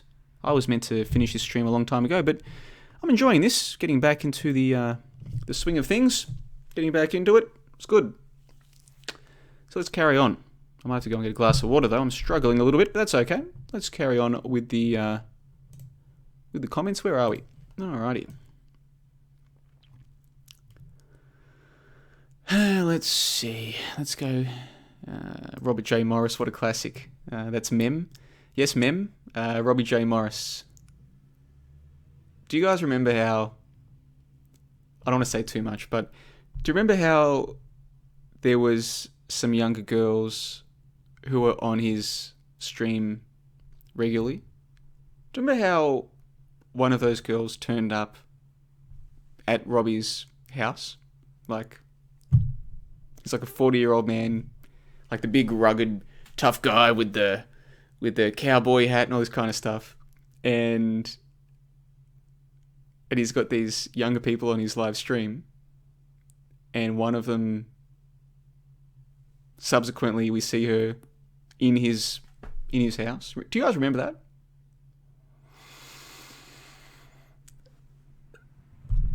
Hey, what a time to be alive, guys. All right.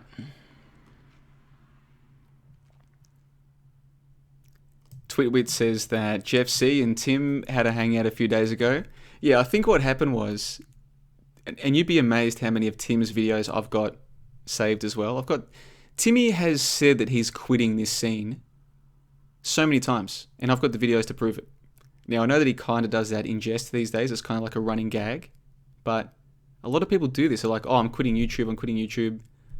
No one's quitting YouTube, man. We're all addicted, including me. Even me, I've had, 5 months, 6 months since my last live stream? I don't know. But after a break, here I am again. You see? You could argue that, okay, even if I'm not addicted to live streaming, I'm still uploading videos, once a week on average? That's, for what, really? It's addictive, man, all of this. This technology is completely addictive. So all these people saying, oh, I'm quitting. Yeah, give me a break, man. Tim's not quitting. And I think what happened with him and Jeff C was... So Jeffrey C used to say that anyone who makes money from any of this stuff is a bad person, right? And I'm paraphrasing. What's Jeffrey doing now? He's running his own Patreon where people sign up as Patreons specifically to take part in his private Google Hangouts, right? This is a man who used to decry and call a shill anyone who made any money from any of this kind of stuff. Now he's actually, like, that's one of the perks of signing up as one of his patrons, is that you get to go and speak with him. You know what I'm doing in a moment? I'm going to open up the show so that you guys can come and join me, right? Anyone wants to come and join me now, come and join me for free. Yeah? But not Jeffrey C, the guy who used to say that it's wrong to make money from this. You've got to pay to speak to him. Well, Timmy has some technical skills, and somehow he found a way to get into the private hangout without paying for it. And I think that's how he and Jeffrey were having a chat. But of course, what were they chatting about, Twitwit? They were chatting about flat Earth. So, what are we now? 3 years since all of that drama was going on, and Jeffrey's still talking about flat Earth. If Jeffrey is still here in 3 years, do you think he will have stopped talking about flat Earth? No. Because his audience is a bunch of Epsies, and they're too dumb to realise what's going on here. Same as all of these debates with Jeranism and Red's rhetoric. Do you think those debates... Do you think they're going to have a debate one day where one of them says to the other one, you know what? I think you're right. You've finally convinced me to your way of thinking. Right? Do you think that's ever going to happen? No. So here we are 3 years later, they're still having these debates, still getting all their Patreon money, which, by the way, I have no problem with these people getting money from their supporters, okay? That's... If someone feels like Jeranism is giving them value and they want to give Jeranism money, that's their business. It has nothing to do with me. What I'm pointing out, however, is that it is a business, okay? People like Jeranism make money from it. See, with me, I've got a website. It's literally a business, okay? You sign up through PayPal. There's no... How can you not see, like, it's a business, it's a website. Do you think this content is worth your $20 Australian a month? No. Good luck with your life. Is this content worth your money? Yes. Well, then pay, just like anything else in life, right? So it's very straightforward. But I say, I'm not changing the world. It's difficult enough to change my own life, man. I mean, look at it. It's 10 to midnight. I should be in bed by now, but I'm staying up, right? So it's difficult enough for me to even make positive changes and make positive habit changes in my life, right? So what kind of a charlatan would I be for me to say that I'm going to change the world, or that if you give me money, I'm going to change the world? That'd be a complete load of nonsense. That's what these people do.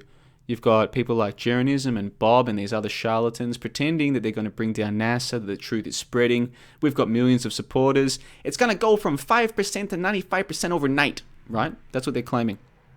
Complete load of baloney. So you can see that's very different to... You can be open about what you're doing. I'm providing content, or I'm providing... even if Jeffrey wanted to say, call me and tell me your problems as a truther, fine. But that's not what they say. They pretend as though they're going to change the world. And people... If people want to give money, and feel like they're part of some change, that's their business, you know? That's their business. But it is funny just to see how much things have changed for Jeffrey. And is he going to admit that? No, he's not. Do his fans even realise? No, they don't. Bunch of Epsies. Completely hopeless. So yeah, that's the world we live in. So Timmy was chatting with him about Flat Earth, but Timmy will probably still be talking about Flat Earth in a few years' time. So will Jeffrey. So will Jeranism.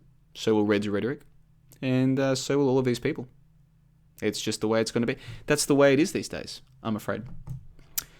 Twitwit says that Lester is JLB. Yeah, that's what people say. People claim that we're the same person. In fact, one of the very few people who I feel as though... because we're all on very different paths, okay? Those of us who are truly trying to improve ourselves and get rid of the silly beliefs in our heads, which is an ongoing process. You can't do it in a week or in a month. This is years and years. Even in the last few weeks, I've discovered things where I'm like, how the hell did I still believe that? How did I not work that out? And I've been doing this for years now.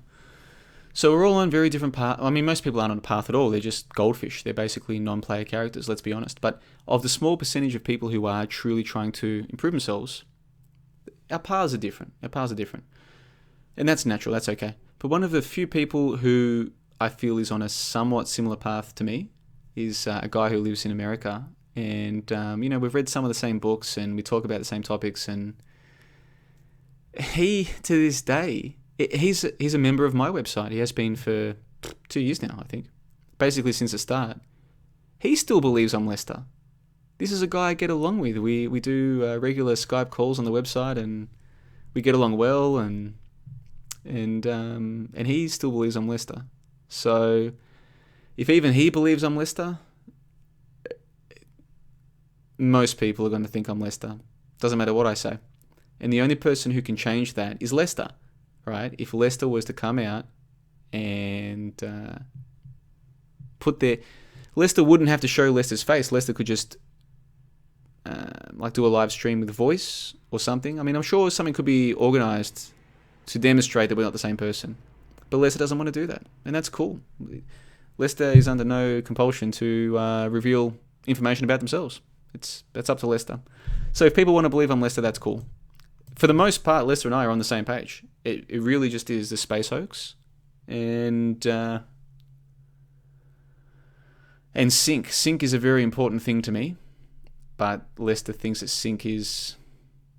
I don't know. Those are probably the only two areas where we disagree. Other than that, we pretty much agree on a lot of things. And Lester is the best at what Lester does. So, and I'm the best at what I do. So if people want to say that I'm Lester, I take it as a compliment.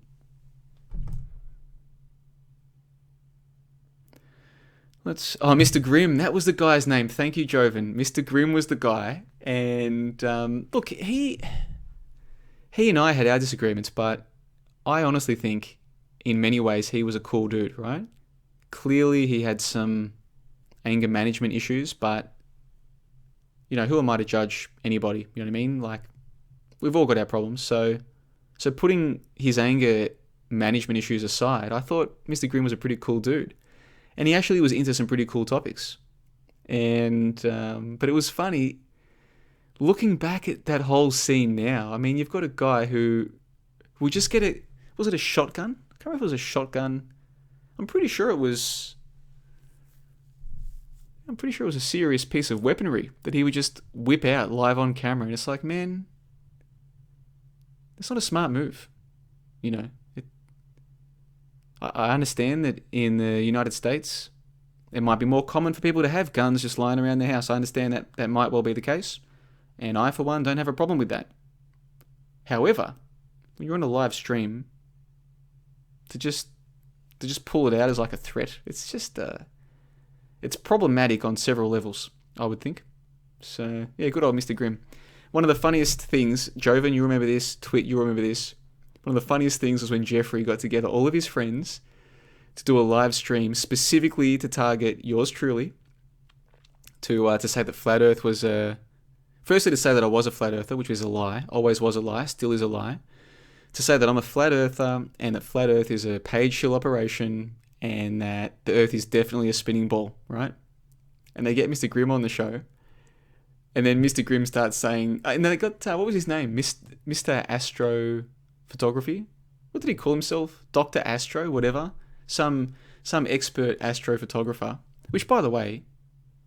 astrophotography is just taking photos of the night sky, okay? Which is a cool pastime. I think it's a cool thing to do with you. It's better than watching frickin' reality TV or whatever, right? But we're just talking about photographing the night sky, okay? We're not talking about some kind of oracle.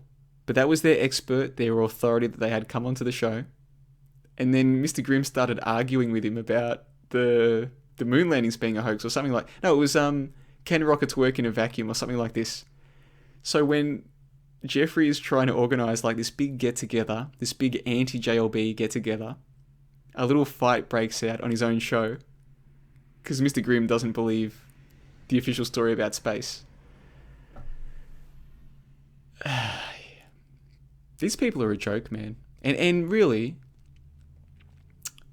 I was the one who took them seriously, so I can't sit here and... I'm not complaining, that's for sure. I mean, looking back, it is funny. And I learnt a lot. I've learnt so much stuff I wouldn't have learnt, so... So I'm not here to complain, but yeah, what a joke, man. This whole truth realm, the whole act realm, with the exception of my website, Fakeologist, and 1 or 2 other platforms, which I've already named, with these rare exceptions, this whole place is a joke, okay? And it's full of jokers and clowns and charlatans. And if you're someone who's addicted to it or who thinks you're a member of it, you're part of the collective that's going to change the world, then of course you're going to disagree with me and get upset. That's natural. That's fine. It doesn't change the fact that this is a joke. This is all a joke. It's a complete joke. These people are not a threat to anybody but themselves and some of their audience members if they're dumb enough to believe them. It's all a joke, man. Most of these people don't even read books. Seriously. You want to take on the world and you won't even read books? You're a joke, man. A complete joke. They don't read books, they sit around ripping bongs, watching YouTube videos, getting triggered by people like me, some nobody in Brisbane, and they think they're going to take on the world, man. It's a joke. Yeah, good old Robbie J. Morris, that was good stuff. JJ says, they were awesome shows, JLB. Yeah, look, it was fun, wasn't it? It was fun back in the day. And there was this group of people who were younger than the rest, so we're talking sort of mid to late 20s at the time. I don't know how old Joven Trendmaker is, but I think he's probably around the same age, maybe a bit younger. The werewolf dude, he was younger again. I think he was like 20, man. He was very articulate and intelligent for his age. Like beyond, like we're talking 3 standard deviations beyond. He was something else. I wonder what happened to him. I'd love to know. B.O. Smiley, Rhinoceros, a whole bunch of these dudes, man. They're all late teens, 20s. They just had this young energy, which I also was part of as well. I was in my 20s as well at the time, and a lot younger and more naive and full of energy, and yeah, it was really cool. And then of course you had the older crew like Robbie J. Morris, like what's her name? You know the girl I'm talking. The older lady who has like the CGI character as her avatar, and she's nice. I should say, by the way, she and I. Well, it wasn't that we didn't get along. She just hated me because she thought I was a paid shill, blah, blah, blah, blah, blah. But we had a chat maybe a year ago. It was cool. I had this chat with Truth Undenied, Josh, with that lady whose name escapes me, but I'm sure you know who I'm talking about, and a couple other people. I was up late. It must have been 2 o'clock when I went to bed. And they were in America, so they must have stayed up all night. And we just had this chat, just having this laugh about the old days when this guy was an enemy and enemies and all this shit that was happening, pardon my language, all of the stuff that was going on in the background back then, funny times, funny times. And this technology, young people growing up now are just used to having, like, I don't have my phone handy, but you know what a phone, you've got phones. That little phone that you have that is this absolute magic. You can talk to anyone, anytime. Even people my age, this was still kind of novel, still kind of new, like all the Google Hangouts and stuff. Okay, we were all talking about the truth, but there was something still kind of new about this idea of like social groups online. And I guess the mystique of that won't happen again for the children coming through now because they won't know any different, So even from like not a sociological, but sort of looking at how technology affects people and how it affects people on the single, but also on the group level. All of the stuff that was happening back in 2015, 2016, it's interesting for me to look back and to see sort of how technology was affecting people and how people were using technology, and it'll never be new again, will it? It's here now, Patreons and private Discord servers, and it's all just normal now. But back then there was still something kind of new about it all, wasn't there? So yeah, good times, man, good times. Well, I mean, Sometimes they were good, sometimes it was a complete joke, but whatever. Let's see, carrying on. Dan W says, cheap people can't afford, and I think he's talking about my website. Yeah, look, how do I put this? Anything that I say about my website or my content, well, any smart person has every right to say, well, he's biased. He says that he's got the best skeptical work in the world, but he would say that it's his website, right? And that's a fair point to make. So there's no point in me sitting here and saying, oh, well, let me tell you all the ways that my material is superior to everything else. Like, what's the point? If you're interested, you'll go and look, and you'll either see that there's a difference between what I'm doing and everybody else, literally everybody. Either you'll see that and you'll want to find out more, in which case $15 US, what's that? That's nothing. You'll check it out. Or more likely, you'll say, oh, this is just articles, this is just podcasts, this is just videos. There's lots of free versions of this. Why would I pay for this stuff? And you'll move on. Because we live in a time where there's unlimited information, unlimited blogs, articles, podcasts, videos. Only people who have a certain discernment between the quality will want to be part of a website like mine. And for a lot of people, there will be no difference in quality. Like, literally, it's just words on a screen. It's just sounds in a digital audio file. Do you know what I mean? So I have never suggested, and I will never suggest, that everybody should be a member of my website. Most people probably wouldn't get value out of it anyway. Even though $15 is practically nothing, most of the subscribers on my YouTube channel probably still wouldn't get. It wouldn't be worth, maybe as a one-off just to see what's on the other side, but it wouldn't be worth staying on a long-term basis anyway, because all they want is just something to pass the time. And there's heaps of stuff that passes the time for free. So can you pass the time with my articles and videos? Yes, but why would you? You can just get free versions elsewhere. And so because this content online is mostly just a pastime for people, why would you pay anyone, me or anybody else? You wouldn't. But then there's a group of people where this isn't just a pastime. There's actually something that we're trying to achieve here. We're trying to work out, firstly, what do I believe that I have no evidence for? But secondly, how could I have believed it in the first place? Like, what happened that made me believe that kids died? Like, how could I have been fooled? What did they do or say that led me to believe that? So as to not make that mistake again. And how come when I see this and I put it on TV and I show my friends the lunar module, for instance, right?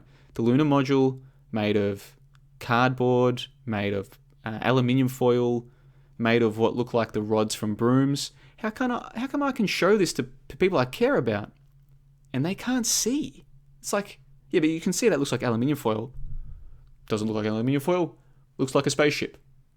Look at the freaking funnels, man. That's a garden funnel that they've. No, that's not a garden funnel. That's the thing that they use to steer it.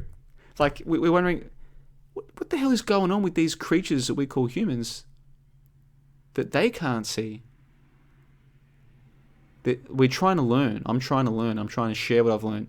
And so for those people who are seriously undertaking that activity, then some kind of discernment in quality is necessary. And that is where my website, there is nothing like it at all on the internet today. For just one example, you can find people saying that the pyramids are not as old as we're told they are. Most of the people who say that will tell you that they're significantly older. You'll only find a few people saying, no, they're less old. Among those people, you won't find any who've gone and traced back the primary sources for the books that we're given. So we're given these books in school to say, oh, well, we know what people were saying thousands of years ago. Apart from myself, nobody, literally not a single person in this entire scene, so far as we can tell, and I've searched, has taken the time to trace back through the sources. That is, to get the book, and by the way, how do you like that? Can you see that? Jurassic Park, Michael Crichton. We'll talk about that later. So say this is a book about, for argument's sake, let's say Herodotus. Okay, Herodotus is meant to be the father of history, the first historian according to official history. Not many people are going to take a history book about Herodotus and go to the back of the book to the references and find out, what are your sources? How do you know what Herodotus said? Oh, okay, that's the book that you got it from. Oh, okay, no worries. I'll go and get a copy of that book. Get a copy of that book, do the same thing. Check out the footnotes, okay, find out the references. Because this is still clearly not a book that was written by Herodotus, so let's trace to find out how we know what Herodotus even said. So you get the next book, and so you follow this chain, all right, almost like a chain of custody of information. How did what Herodotus said or wrote get to us? We've got the book in high school that says that he said something, but this book was published in 2010. They must have got the information from someone else. They got it from some book in 1950. Okay, go find that. They got their information from some book in 1850. I'll get a copy of that. No problems. We've got the internet. If you're willing to put in the time, you can do it. Go to the back of that book and you follow this process. And if you do that, which I have done, and I've documented this, you'll find that it goes back a couple hundred years. And then the original sources don't cite a source. So the third-hand information that you're getting in your textbooks at school or on the History Channel, if you trace back the sources, doesn't go back more than a couple hundred years. Ancient history is a hoax. Yes, ancient Greece, ancient Rome, ancient Egypt, they're all hoaxes. I know that sounds crazy. That can't possibly be, JLB. If that were the case, it wouldn't just be you telling us. There'd be lots of other people. Yeah, that's what I would have thought as well. To this day, it amazes me. I can't explain to you. I've said this to the members of my website. I can't explain how it's possible that no one has worked this out apart from me. And then the programmed response is, oh, that's because you've lost your mind, mate. That's why you're the first one. You're the only one who's crazy enough to believe that. And maybe that's the case. If that were the case, someone would have come along and disproved me by now. And they haven't. And they won't. Because what I'm saying is true. Ancient history is a hoax.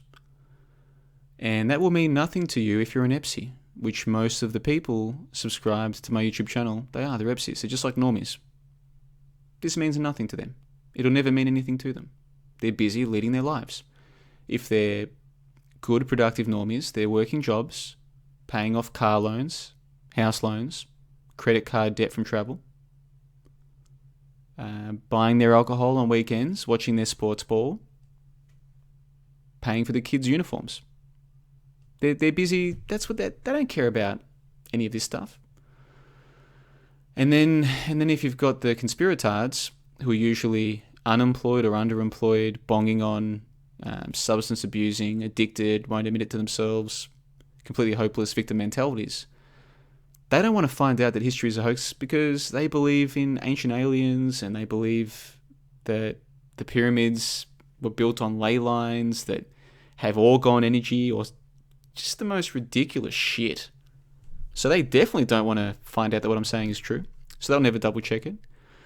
So the only people who'll double check what I'm saying are the members of my own site. And fortunately, several of them have taken the time to document what they've found as well. They've gone to either to try and disprove me, hopefully, or to see if there's any validity to what I'm saying. And they come back and they say, here is the character from ancient history, or here's the event from ancient history that I did this for, JLB. I found the story, the official story. I found out the sources for the story. I found the sources for the story and checked those sources. I traced it back, and you're right. It doesn't go back more than a couple hundred years. And I'm like, yeah, it's amazing, isn't it? It's amazing. History is a hoax. And some guy in Brisbane was the first. I should be careful. I suspect other people may have discovered this before me. In fact, I'm fairly confident by inference that there's a small group of people who know all of this.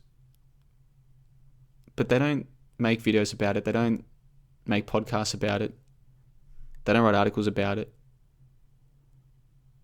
And it might be because they know that the lemming masses, the conspiratards, the normies, the regular people, the epsilons, the epsies, they don't want to know this. This isn't going to help them. So why waste time? It's like trying to teach English. It's like trying to teach the English alphabet to a dog. What's the point? Leave the dog alone. You're wasting your time. I suspect that might be the case. So when I say I'm the first person to discover this, what I mean is I'm the first person in this scene of researchers who don't even read books. What a joke. Of researchers. I'm the first one to say, let's research history. Let's just trace the sources. And if you do that, ancient Egypt, ancient Rome, ancient Greece, hoaxes. Oh, but JLB, they've got the Sphinx. They've got the pyramids. Those aren't hoaxes. No, you're right. Those aren't hoaxes. How old do you think those are? They're thousands of years old. Ah, thousands of years, are they? Okay, cool. Why do you say that? Oh, because everyone knows. Yeah, I know that everyone knows that. I'm asking, why do you believe it? And so you see, we come to the first problem.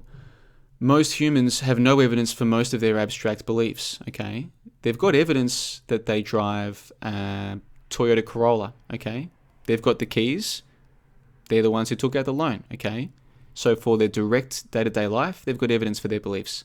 But their abstract beliefs about who we are, where we are, what time it is, all these kinds of things, no evidence whatsoever.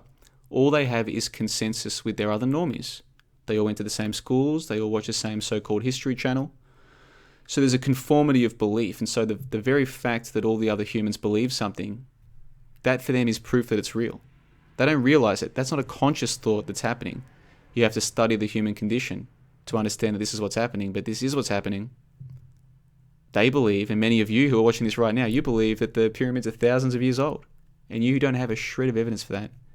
The best you'll be able to do is post facto find claims, authority claims, to confirm your preconceived notions. So right now you can jump onto Google, type in how old are the pyramids, and the first link that you find to any so-called expert that says thousands of years, you'll be like, oh, see, I showed JLB. It says right here, Oxford professor says thousands of years. Huh. And that'll be enough for you because you're an epsilon. You can't think for yourself. And in most cases, you'll never think for yourself. And that's totally cool. You don't need to think for yourself. You're probably happy enough believing that the pyramids are thousands of years old. But there's a small group of us who say, well, maybe they're thousands of years old, but what's our evidence? And it turns out there isn't any. In fact, the first documented sightings of the pyramids and of the Sphinx are only a couple hundred years old as well. How about that? Oh, but we know that they were built by slaves hauling these blocks, big distances that we couldn't even do today. Yeah, I know all of your stories. I know the stories. Trust me. I used to believe some of them myself. What I'm talking about is evidence, and there is none for these stories. There's none whatsoever. The only documented evidence about the pyramids or the Sphinx go back a couple of hundred years, which oddly enough is the same timeline that we have for the stories about these ancient civilizations. This all goes somewhere, but it goes to a place that most of you, not because there's anything wrong with you, but because of the way that you have been produced. And you have been produced, as have I, as have we all. The way that you've been produced means that you can never think about these things without getting triggered, without getting angry, and without shooting the messenger. This is the fact of the matter. So, it's about midquarter midnight. I might do another 15 minutes. Anyone who wants to join me on the show, send me a message on Skype and I'll add you via Skype. And if that doesn't happen, that's cool as well, because it is getting late. So let's carry on then. What have we got? 30 people watching live? That's the way. Fantastic. Nostalgic, says Gully Squad. Yeah, I mean, it's hard not to get nostalgic for...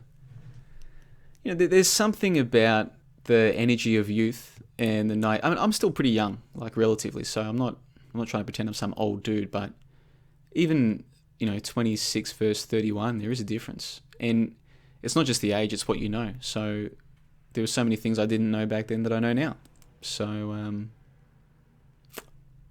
it's cool to look back at a time when you were, like, you really thought that the so-called truth movement might,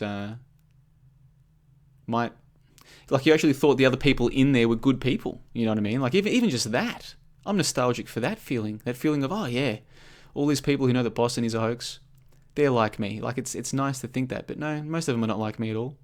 Most of them are victim mentality losers who are like cats to water when it comes to books. Too busy to read books. And It's not that they don't want to read books. It's that they actually can't. They no longer have the attention span to sit there with a book and read.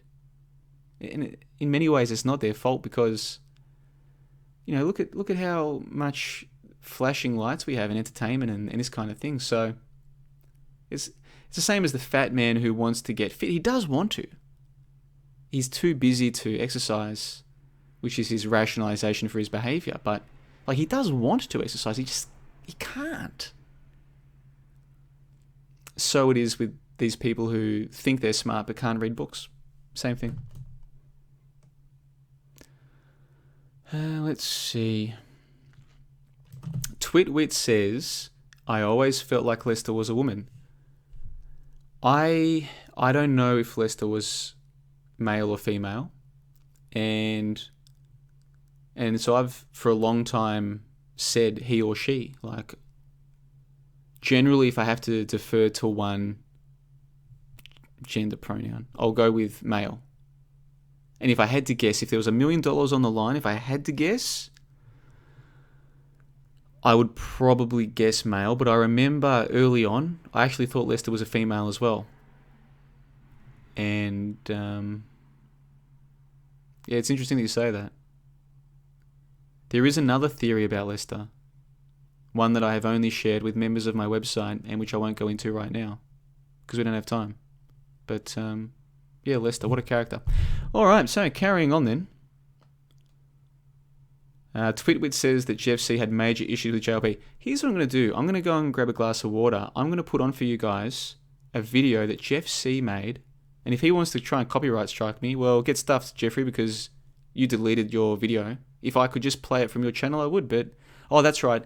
They deleted all of your channels because you're spreading the truth. You're a real threat to the establishment. Give me a break. So what I'm going to do is I'm going to play a clip from a video that I found today on my hard drive. I don't even want to spoil it for you guys. So hold on tight. Don't let me forget. Some people in the live chat getting triggered about my comments about books. Oh, how dare he say that if I don't read books, I'm an epsilon. I am very busy. Ripping bongs and watching videos. Yeah, I know you're busy. Listen, don't take what I'm saying as an attack on you as a person. I don't know you as a person. You could be a very good person. You could be the kind of person who goes and spends a few hours every week with your grandparents because you know that at their age they love company and they just want to have younger people around and you know that they're lonely in their retirement village. So you go and do the right thing and spend time with them, right? And you could be a good person. Or you could be a person who helps younger children, like say children who don't have a male role model to look up to. You might go and coach the local sports team or something, to try and help younger people with no role model or with not very good role models to see that you can take care of your body and be happy and healthy and that kind of thing, right? You could be a good person for all I know. I don't know. Only you can make that assessment. Generally, people only get triggered by what I'm saying when deep down they know they're not a good person and it's all a facade. And their whole life is a facade, and they're basically putting on an act every day because their life is a complete joke, and they know it. And they're the ones who get triggered by what I'm saying, generally speaking, is my experience. But if you know you're a good person, why the hell would you care what I have to say about anything? I'm not even saying you're a bad person. I'm not even saying I'm a good person. I'm just a person, who, had I known where this would all lead 4 years ago... I mean, this has just been... I still can't believe it. Sometimes I wake up and I'm just like, what the hell is going on? How is this? It's... I can't explain it. So yeah, who am I to say that I'm a good person and you're a bad person? I don't even believe in those kind of distinctions. It's just... There are claims and there are actions. There are ideas and there's evidence. There's logic and there's thought. There's these abstract concepts as well as the physical reality. If you want to say that there is good and bad and you have come up with a model that suits you and you think you're a good person, great. That's fantastic. I'm not trying to take that away from you. Carrying on then. I forgot how fun this is. I can see why this would be so addictive to sit here and just read out live comments.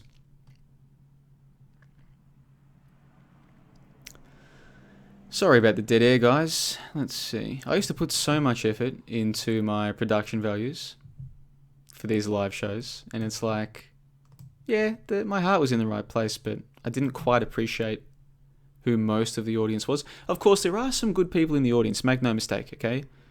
Within the act realm, there is a small percentage of people who do value thinking, who do truly want to improve themselves, who don't see themselves as victims, or who don't want to see themselves as victims, and people who will in a year, in 2 years.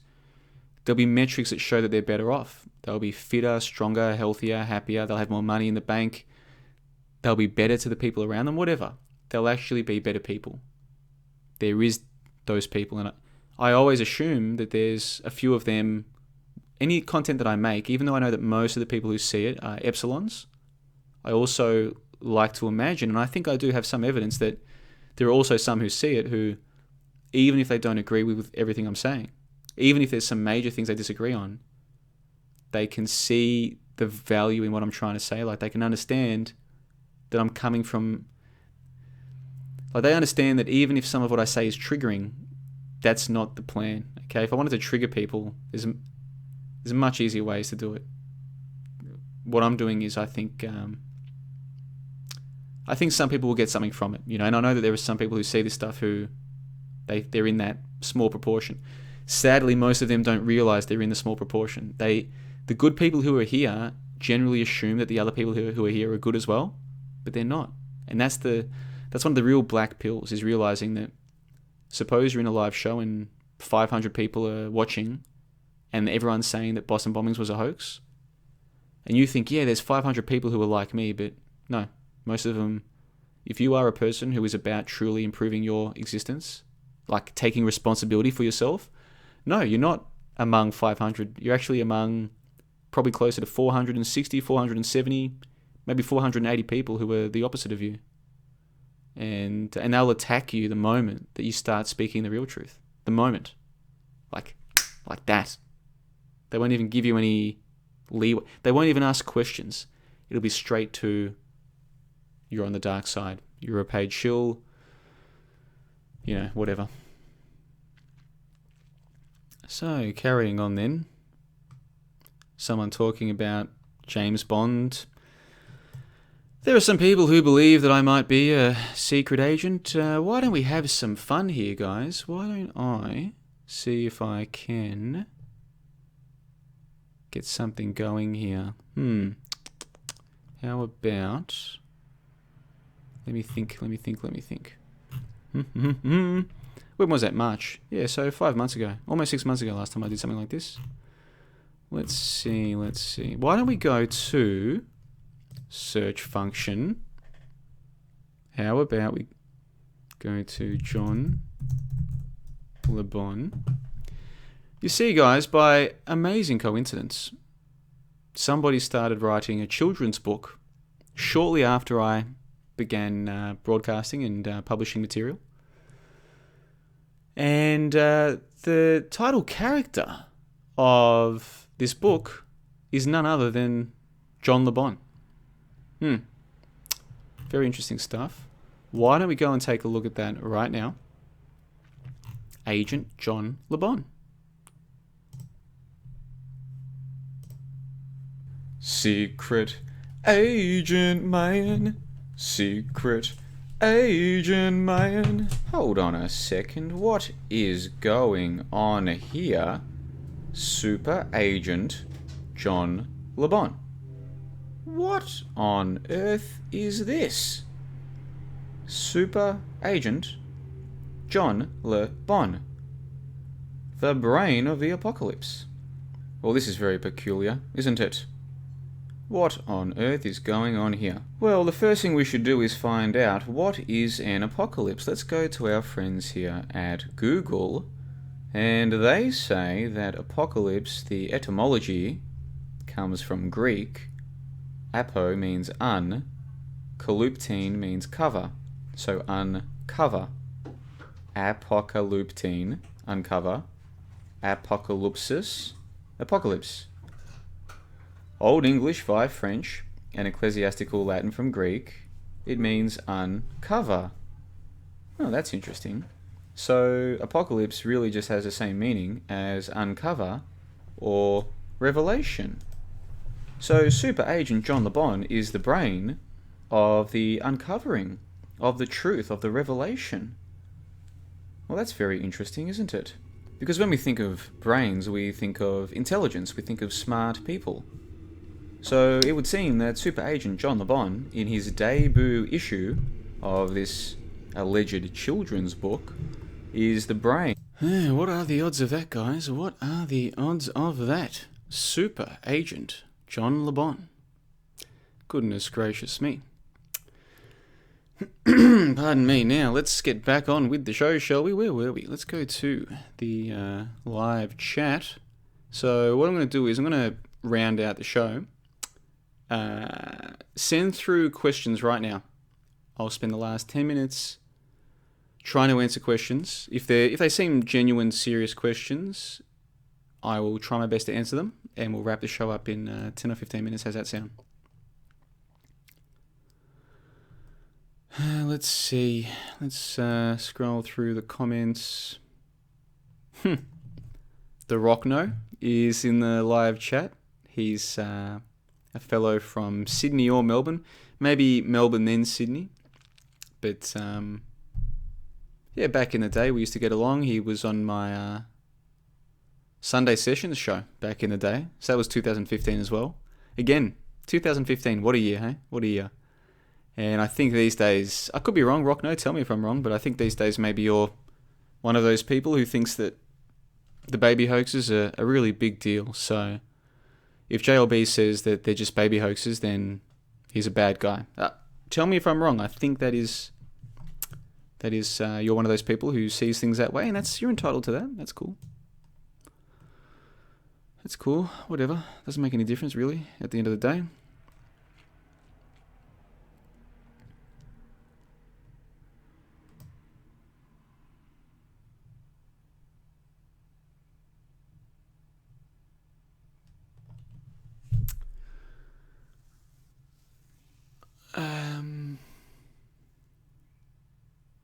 I actually think the act realm, especially the YouTube truth component of it, I think it's devolved. I think it's... But see, that's the thing. Has it gotten significantly worse, which it seems to have? Or is it just... Like, was it always this bad?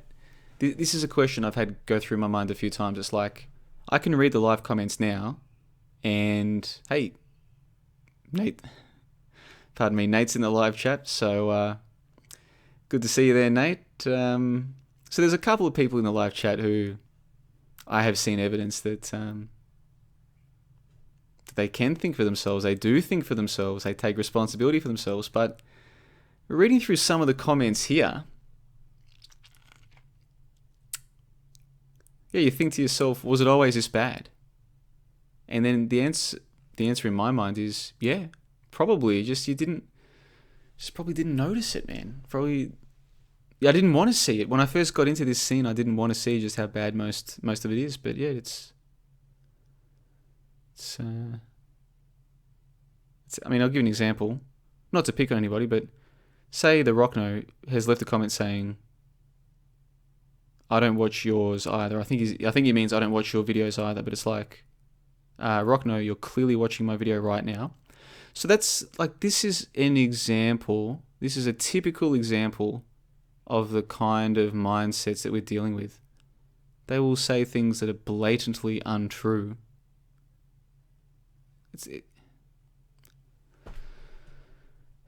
Yeah, it's I don't know what to say. Anyway, so Nate asks, how old is the Earth? Couldn't tell you, Nate. I wish I could. I would love to know. It'd be interesting to know, wouldn't it? How all of this started. But I don't know. It is a mystery to me, my good man. It is a mystery. And that is what has happened. The more I've learnt, the more deprogramming I've done, the more of a mystery all of this has become. I mean, I'm at the point now where just every day is a mystery. It's like, what the hell is going on here? It is just phenomenal.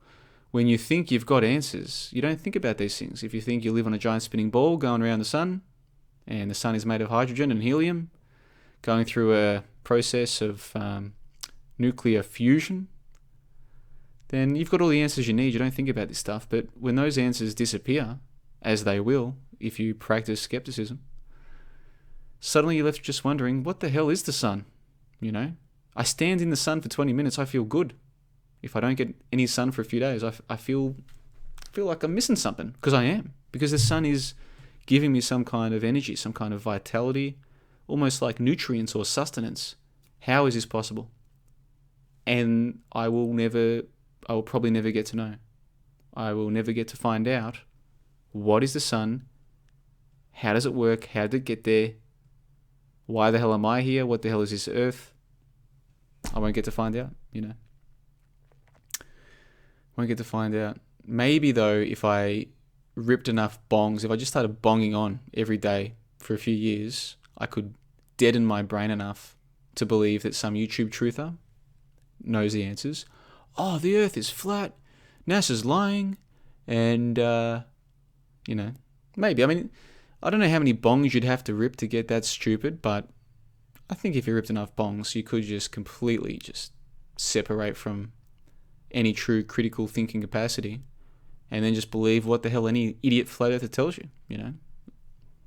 Seems like there's ample evidence that that's exactly what's happening every day, all over the earth. So, carrying on then, let's have a look here.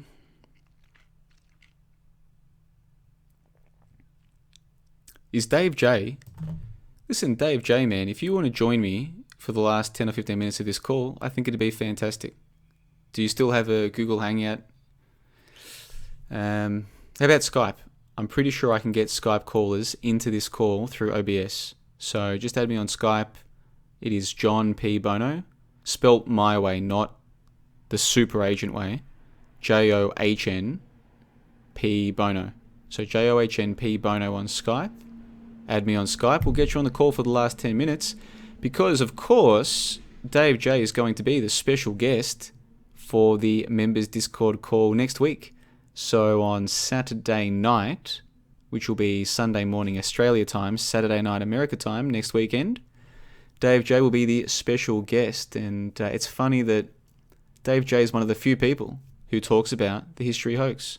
All of these researchers who know the truth, who still believe that ancient Egypt is thousands of years old. Whereas Dave J was saying years ago, the pyramids, not thousands of years old. The Sphinx, not thousands of years old, right? Ancient history, hoax, yeah? Dave J also says 9/11, nobody died, nobody got hurt. I happen to agree with him.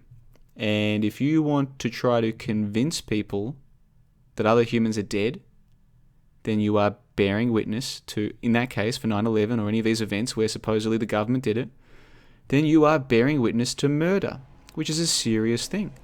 So you'd want to have evidence that that murder was real. If you don't, if you're bearing false witness to murder, then what are you doing? Have you actually sat down and thought about what you're doing? When you're arguing that someone has committed murder, that someone has died, and no one has died, no one's gotten hurt, then what are you doing? Are you just telling lies, or are you just spreading lies that you believe to be real, or are you doing something a little bit more significant than that? I would say that you're doing something a little bit more significant than that when you bear false witness to murder.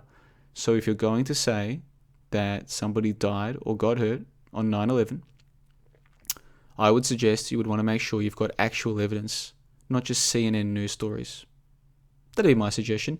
I think Dave would agree with me. So let's see. Any good questions coming through in the live chat? There's 40 people watching, so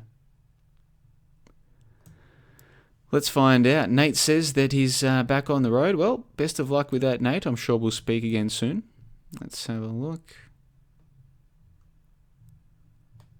So there's this theory that... So, you know, look, I don't really play video games, but I think all of us are familiar enough with, say, mass multiplayer role-playing games, right? MMRPGs, or whatever they call them, where you're operating a character and you're going around a world and there's other characters. And we can all imagine this idea of you might play some games where there are other humans who are playing characters, but some of the characters are just computer bots. Okay, so if you interact with the bots enough, you'll identify this is just a bot. But the humans, generally, you can tell they're humans. Even if they don't have a human demarcation, there are certain traits of humans that we can tell that's a human. What if in this world that we live in, this real world that we live in, I mean, what is it that leads us to assume that all of the humans are all the same? What is that? Like, why do we assume that? Well, I'm a human and he's a human. We're both Homo sapiens. We're the same inherent kind of creature. We both think. We're both thinking creatures. We're more intelligent than the animals, you see. That's why we're different. Yeah, I get that. I used to believe that too. Have you ever spent any time in your own mind challenging that notion that all humans are inherently the same? Because if you do take time to seriously study the modern human condition and study yourself and where you've gone wrong and what you've been wrong about and all the stuff that you've believed that wasn't real and your process to try and get rid of these silly beliefs and this kind of thing, if you go down that process for long enough and study things objectively, that is, without passion, without, oh, I love these humans, so I want to think the best of them, just get rid of the rose-colored glasses and observe their behavior, you might find yourself wondering just how much evidence you have to support the preconceived notion that all of these creatures are fundamentally the same in some inherent way. You might find yourself questioning that.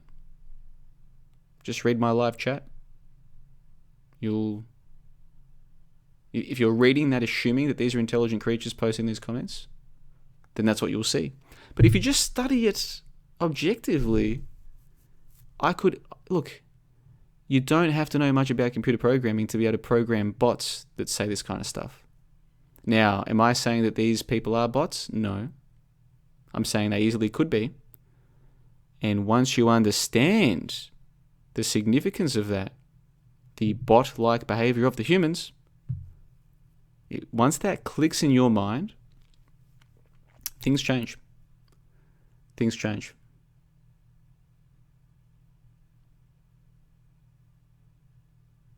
Look at it.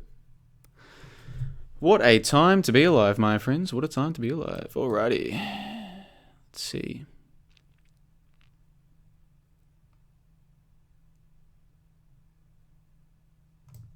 Cat Earth is justifying their weed addiction.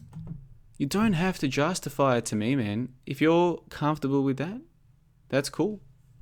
I'm not justifying to you the fact that I have a coffee almost every day. You could very easily say, what? A coffee every day?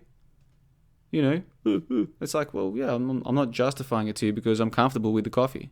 So if you're comfortable with your weed use, you don't have to justify it to me. Now, let me see if I can get my friend Dave J onto the call.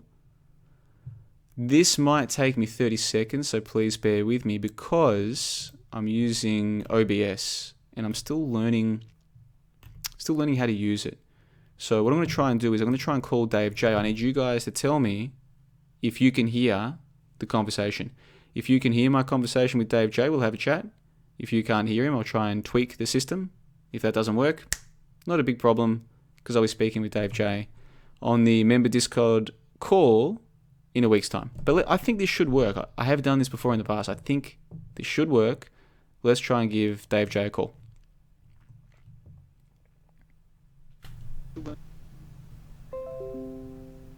Dave J, you there, man? Hey, I'm here. How you Cool. doing, bud? Yeah, I'm good, man. Now, what we have to do is just wait a few seconds to see if the audience can hear this, because if they can't, I just have to tweak the system. So they'll tell us if they can hear you or not. Let's have a look. All right. It'll just take a few seconds. So obviously in the live chat, if you can hear my voice and not Dave's, we've got a problem. But if you can hear Dave's voice, then we are in business. Hello. How you doing? Yeah, I'm good, man. I'm good. I'm looking forward to the call next week, by the way. Should be good. Okay. Yeah, me too. I am as well. I just have to go ahead and close this. We can hear each other right now in the room. Yeah, I can hear you, and apparently they can hear you as well. So this is fantastic. So let me just fix Okay, up my great. little. So Dave, look, some of the people listening to this, they're familiar with your work, but if you had to Right. explain to them, say in a couple of minutes, the main things that you've learned that you're trying to share with others, like in a couple of minutes, what are the main, like what's your main message, the main idea you want to try and share with people who are willing to listen, right? Forget the people who won't listen. You and I both know, hopeless. But if someone was willing to listen, what would you try and share with them? Yeah, I guess that you're just looking at more so the understanding of the wavelength and the importance of words, tones, and tunes, meaning that it goes back to what you were saying about the history hoax. When you hear things, especially in school, you take that in as being a truth without actually verifying the facts of the matter. And so then words have a power, right? And so then I guess my biggest or what I'd like people to get to is just the understanding of their mouth and then the power that it has. So then the words that they speak out, and even in text, they're going to go out and they're going to affect another person's mind. So then if they take the time to understand that what you've been shown is history, particularly Egypt and all these other hoaxes, and they've been really built as a carnival for the masses, especially Egypt itself. If you remember back in the 70s, the pyramid power came back, and that was that kind of tied in with the power of so-called Egypt, and then that was just a kind of they were trying to rebirth what I call the 1800s Renaissance of that time period. And anyways, it was just really used as a control method to bring people into false spirituality, which is kind of leads into extreme individualism, which kind of takes people away from a common good or a common kind of a caring collective for each other. It kind of makes people more selfish, that type of thing. So it's quite an extensive understanding, but when you speak about the hoaxes in general, they're just hoaxes that bring people into a state of fear and mourning, right? So then all these hoaxes that talk about, they report death, it brings people into a state, and I'm talking a mental state of mourning. It brings them down into a pit of despair.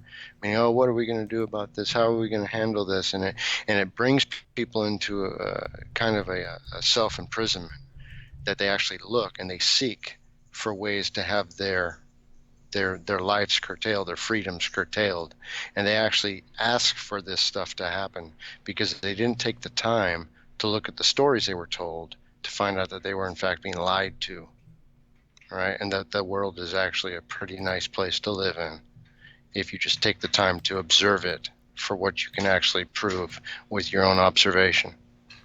That makes sense. So you got into YouTube a little while ago, and you've been trying to say to people, look, if you go and search for yourself, you'll find, right? That's the idea. Absolutely. Yeah. I even if I had all the truth, which obviously I don't yet, and maybe never will, but even if I did, how can I give that to someone?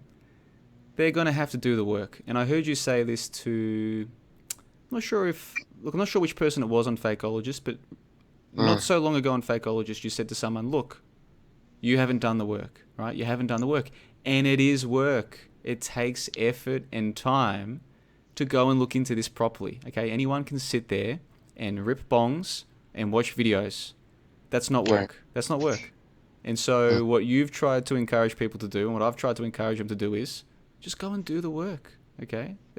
That's all you have to do. And if you won't do that, then you don't deserve... Now, I'm not speaking for you, Dave J. Give me your opinion. I'm saying, if somebody won't do the work, then they don't deserve the truth. Who promises them the truth? Why is that a guarantee? Well, yeah. If you don't do the work, you're just going to be subject to those that you allow to influence your mind. So if you then choose I call them, people who sit on rocks, and I equate them to people who sit on the metaphysical rock it's on YouTube, but they're sitting on rocks and they're just speaking, and people gather around them and they portray as teachers. And so people will gather teachers around them that they like the tone of their voice, they like what they're hearing from them, and they will accept that as being truth. And they'll say, and I guess their defense will be, well, I don't believe everything he says, but some stuff he says is really right on. And you've probably heard that before. So then it's what I told the guy yesterday. I was talking to him about specific, something he was talking about. And I said, you're looking at your computer screen. And I asked him if he had a window in the room. And he said, yeah, I have a window. It's behind me. I said, okay. I said, take time to look out that window and observe and look and actually see what's actually in reality. And I said, that's where your truth is going to lie, not at your computer screen. And he said, what does that have to do with anything? Right? So it's like, how do you then even start a conversation with somebody who won't even look outside their window? Yeah, they won't even look with their own eyes. And we've all been born with two eyes, and most of us still can use those eyes and read. And it staggers me. A lot of people, they won't even take the time to read. But I say it staggers me, but at the same time, I try and understand, well, we're creatures of habit. And if our habit is go to work, come home, feel tired, drink a few bottles of beer or rip a couple of bongs to take the edge off, put the TV or the computer on, and go through the cycle, to break out of that cycle into a cycle of reading and thinking and genuinely trying to create our own thoughts, it's going to be difficult for most people. I am. When I started in YouTube, it was in 2009, and YouTube was a different environment back then. And then it's gone through different iterations, since then. And of course, I've covered all different kinds of topics. And where I found myself getting a little bit too close to being annoyed with the whole thing is when I got too involved with the daily hoax chatter, because it can lead you down a path of despair. Even if you're out there trying to tell people that they're hoaxes, you just get bombarded with those that don't want to listen to you. And so then it kind of becomes, the energy is negative in both directions.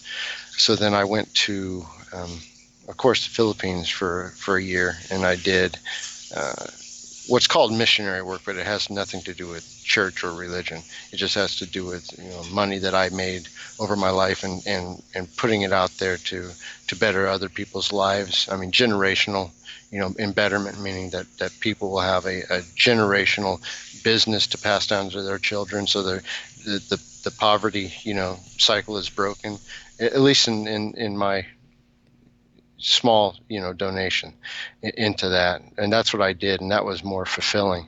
And then coming back, I noticed that basically there's not much movement forward as far as what people have learned, and it's still basically the same conversations and the same waste of time. It really is. Like when you said earlier that you have two eyes, what I tell people is to then take the time to understand how your eyes actually work. Not only how they work, but look at the shape of them. Look at the design of your eyes, and then understand how your eyes accept the light that enters into them and how it's processed. And then have you taken the time to even decode that? Because if you don't understand how your eyes work, then it's hard to understand what your eyes see.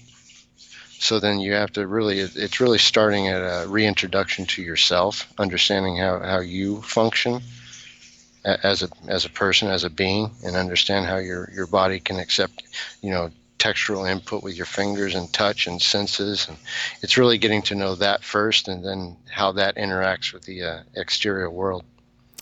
Well, you and I are interacting with an exterior world, and I talk about the difference between objective reality and subjective reality. And I think a lot of people still don't even understand the difference between the two. I know that you do.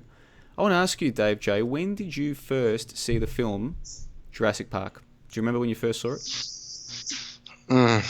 Have you seen? I'm assuming you've seen it. Yeah, it would have been probably a year or two after it was released. I'm guessing sometime around that time period, whenever that was. Yeah, well, I saw it as a child. I was impressionable little child sitting in a big theater with the Dolby surround sound. Like the Like, you can see how a kid just Yeah. gets swept up in this stuff. And these days, I'm at the point where, again, this isn't about if people are good or bad or if I like them or not. This is just about reality. If I'm around a grown adult and they start talking about dinosaurs, or I overhear them talking about dinosaurs as though they're real. Hmm. Oh, yeah, dinosaurs are a hoax, man, of course. But I think our age difference kind of is going to show here because what year did Jurassic Park come out? 93, I'm pretty sure. Oh, okay, I was already in the Navy for, 6 years at that time. Yep. So I was already around and I wasn't, of the same age group. So that's going to tell you kind of our perspective is going to be a bit different Well, I there. went through, sorry to interrupt you, I was going through my old hard drives today and I had to rearrange a few files. And I forgot that a couple years ago I downloaded a whole ton of dinosaur films. So not just the ones that we've all heard of, but I mean other ones that other people have probably heard of, but I just hadn't seen, such as We're Back, which was another children's cartoon, Walking with Dinosaurs, The Raptor, all these films I hadn't seen. And so I was just quickly checking each file to make sure it still worked. And so I was seeing a couple minutes of each of these films, and I'm looking at these dinosaurs, whether it's a cartoon or CGI or mechatronic, it doesn't matter. To me, it's a joke. It's actually a complete joke on the idiot masses that they can't tell that this is a physically impossible creature. Yeah, it's not only that. I remember going to the LA, Los Angeles History Museum, and they had a display, and this was when I was a kid, so this would have been in the 70s. And I'm looking at this thing, and I quite literally was chuckling to myself because I said, "That's ridiculous." That's the first word that it came into my head. But I'm looking around, and everybody's taking pictures. At the time, they were like using Polaroids, and cameras like that to take these pictures. And you could even get your picture taken with a brontosaurus, they called it, and they.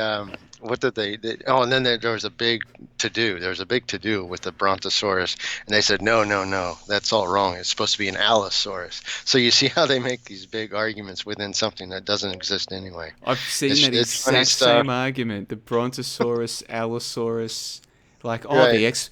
I remember one time I read an article. It was like, oh no, the experts now agree, and it's like, so how is this happening? Like, what? There's different factions of experts, and one group has won out this year. Like, finally, the Allosaurus faction has won, and they've got the majority say. It's like, well, this creature that existed 70 million years ago, the experts today have finally won the day. It was a different species. It was a completely different species. Yeah, no, the thing about that whole thing is and right next to that display, they lead you from one hoax into the next hoax because the next little diorama that was set up was these like these human mannequins wearing skins, and of course they were had a little fake fire, and it's supposed to be cavemen, and that I always knew was a hoax. I said I looked at where we were as far as technology goes and what we had cars and we had this and that and the other thing. We didn't actually have home PCs at the time, not so much. They cost a lot of money, and then really people only in the business kind of had one at their house. But we were just getting into the beeper, and down the road the cell phone would have came out. But we did have the telephone at the time and things like that. But you look at this stuff and you say, okay, so then for several hundred years, nothing happened. They were riding around on horses and this, that, and all of a sudden, all this extreme progress happened, and that led me into looking into time and the progression of time and understanding that these millions of years had to be reduced to hundreds of thousands, and then hundreds of thousands had to be reduced to thousands, right? So now I'm at the point of kind of time as we know it, and time that we've been around as being in the thousands area, no more than that. And that's something we can talk about later, but it's something I'm working on now, on getting a better understanding of the active or actual calendar, being that that's been messed with so much. But do you have any thoughts on that? Yeah, I do. And time is it's an interesting one because on the one hand, I'm convinced that history as we know it is a complete hoax.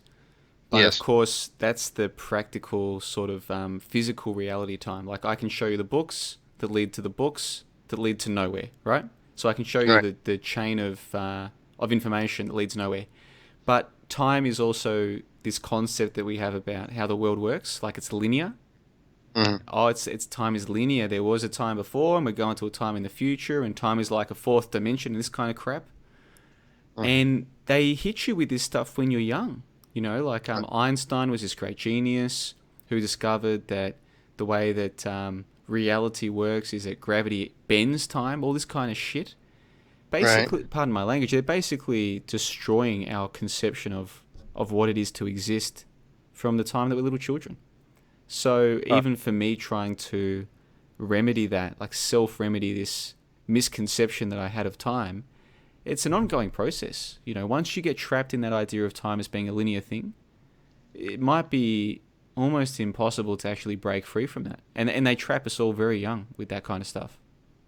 Yeah, you recall I did a video on the Egyptian pyramid hoax, and I put a time frame on it. And the reason I came up with a time frame is because they introduced characters over time, and one of those characters was Napoleon and his time in so-called Egypt, right?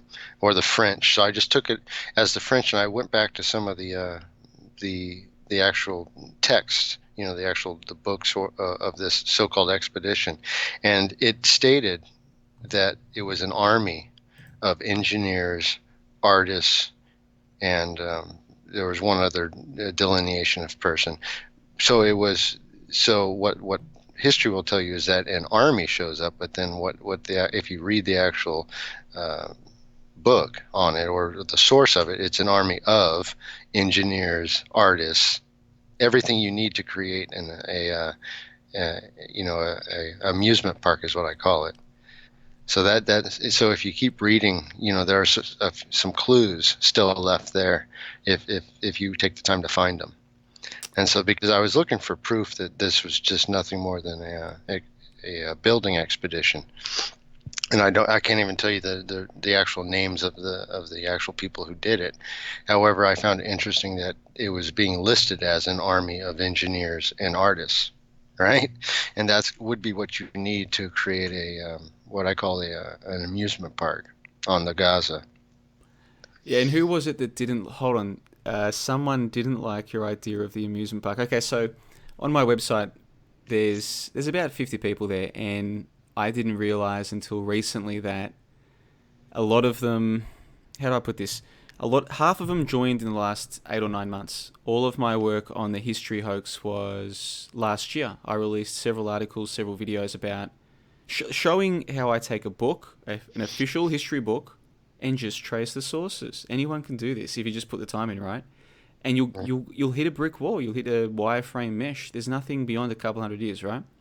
Right. But I did all of that work last year, and so a lot of the members of the site won't, like, a lot of people don't go back through the back catalog. They don't sign up and then go back through everything. They just sort of pick a few things they like and then just listen to stuff as you release it. Do you know what I mean? They don't go through everything Yeah. from the archives. So I've only really realized recently that there's quite a few members on my website who they don't realize some of my views about flat Earth, and especially the flat Earth charlatans who run that whole show. They don't understand my opinions about history being a hoax. They don't understand that I believe that heat-seeking missiles are a hoax. So there's a few things Right. they don't realize that this is part of what I do, just challenging. If it's on the TV and we've never seen it with our eyes, why not look into it further, you know? And one of them said that, because he still believed in ancient Egypt, and he left a comment maybe a week or two ago, and what he said was, he like this idea that ancient Egypt is an amusement park, like that he found hard to get his head around. But essentially, that's kind of what you're saying. It's what I'm saying. That's Yep. what ancient Egypt is. It's a tourist attraction. And as someone who has been out to see the dinosaurs, man, I can tell you, the capital of dinosaurs in Australia, it's a place called Winton. That's what it Mhm. is. It is a tourist attraction, and not only that, but having gone out to see it myself, me personally, I don't even judge them for it. It's a small little country town. They've got nothing else going on there. They're losing jobs. Families are moving away. They're in big trouble. So they've got it. They discovered some dinosaurs, and now they're making money from dinosaur tourism. Who am I to judge them for doing that? Do you know what I mean? But once you go and see it with your own eyes, Mm-hmm. and you've got eyes to see, and you analyze it objectively, it's clearly a joke, right? Like, Yeah, what's it's the guy? You even have religious trolls. That's the best thing I can call them. That guy named Kent Hovland. I want to say that's his name. yeah, He Kent has a place Hovind. called Yeah, yeah, he has a place called Dinosaur Land or Dino Land, something like that.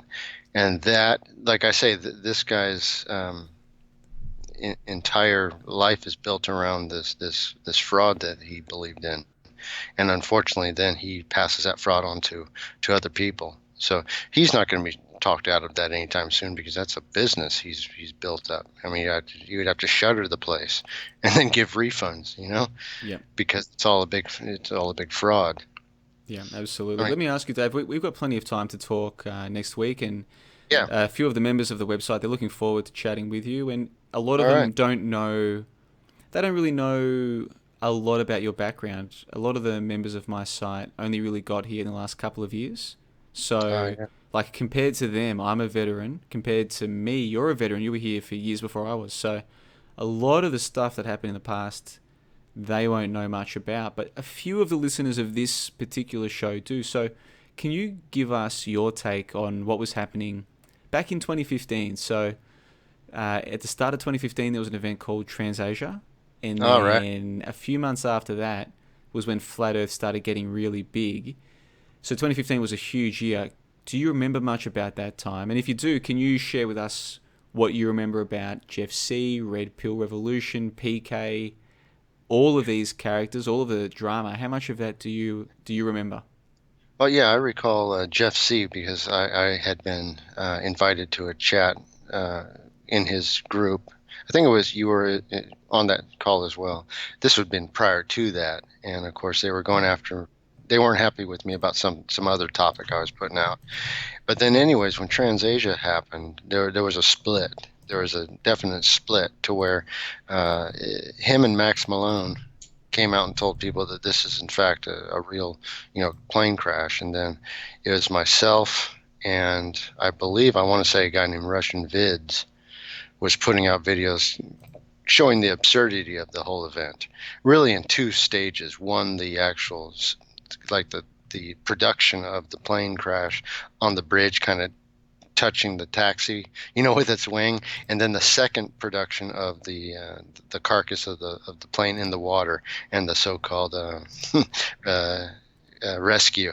And I don't know if you recall like going through some of the first videos, but there was an obvious mess up in some of the videos where they had all the people on the wing, then they had some on the shore, then like one of the same guy shows back up out on the wing as if he was taken back out, and he came back in, and then you had the CPR dummy that was obvious. It was an obvious CPR dummy, and they were just the guy who was doing CPR was just barely pressing it.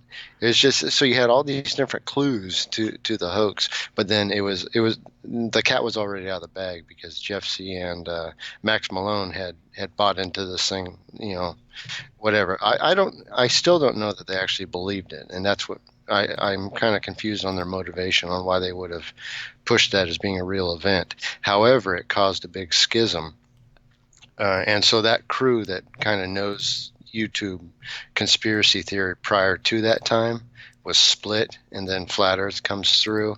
But it wasn't just Flat Earth. It wasn't a discussion of actual observation of where you're at and kind of giving people it was kind of a renaissance of old ideas. It was just basically old ideas that were already written down, let's just put quotes around 100 years ago for a reference, and then those ideas were just then brought back into the common era and were just reborn again. So there wasn't much new work being done. It was just really just an echoing of the past. And so within that time frame, I actually changed gears and I did I had 40 plus videos on just observations across Central California.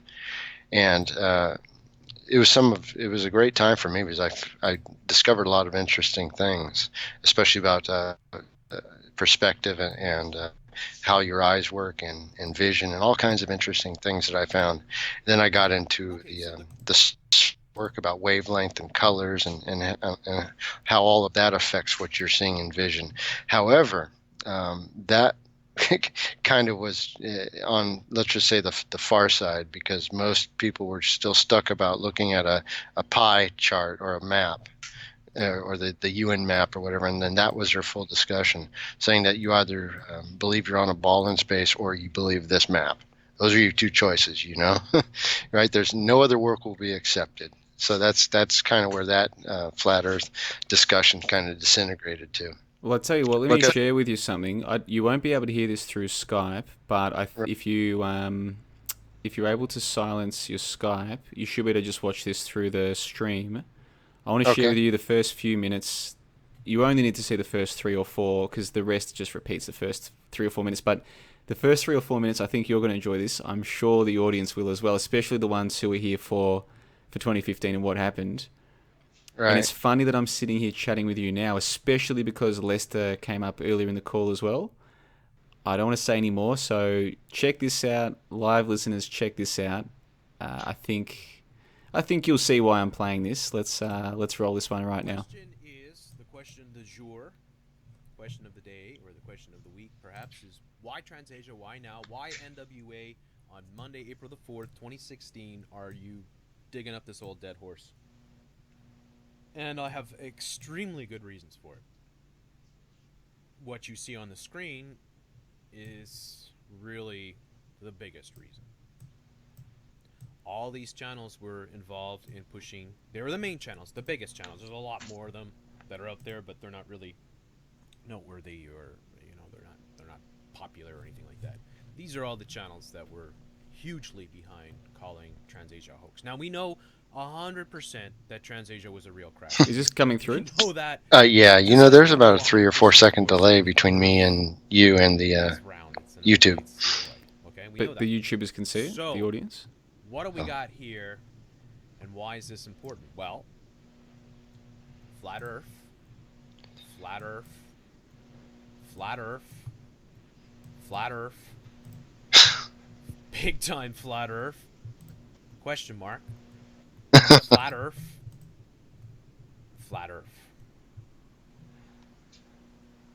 Now let's take that a step further. NASA hoax, big time. Hold on, I'll just press pause. Are you guys able to see that, or can you just hear it? Are you guys seeing what Jeff's doing, or are you just hearing the audio?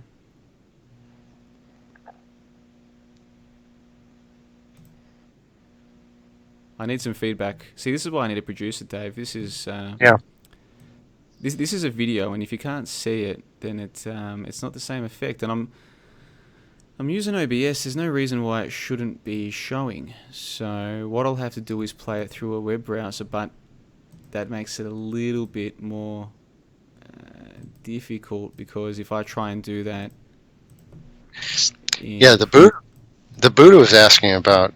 He didn't know what TransAsia was, but probably because he's new to this type of video. But I'm not even sure if you looked up TransAsia videos under YouTube, if there's really any of those videos left around.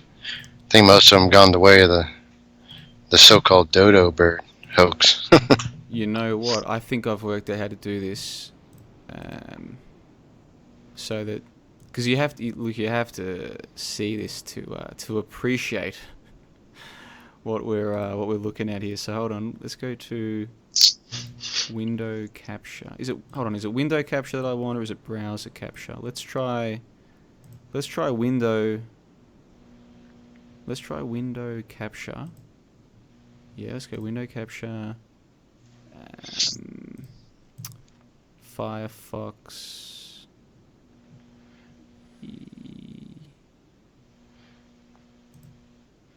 Here we go. This is what I'm talking about. Alright, so if I now just slip that down to here. What's going on here? Sorry about this, live listeners. I'm not a professional. I'm doing my best, though, I think I'm doing alright. You're going to make Ab proud. Oh, yeah. With your online shooting. Look, I have learned an awful lot from Ab. I kind of feel like I owe him in a lot of ways, but Yeah, his production values are generally pretty high. Yep. Most people don't really appreciate the production values, funnily enough. So, anyway, this Yeah. should work here. So if I just click on Window Capture 3, here we go.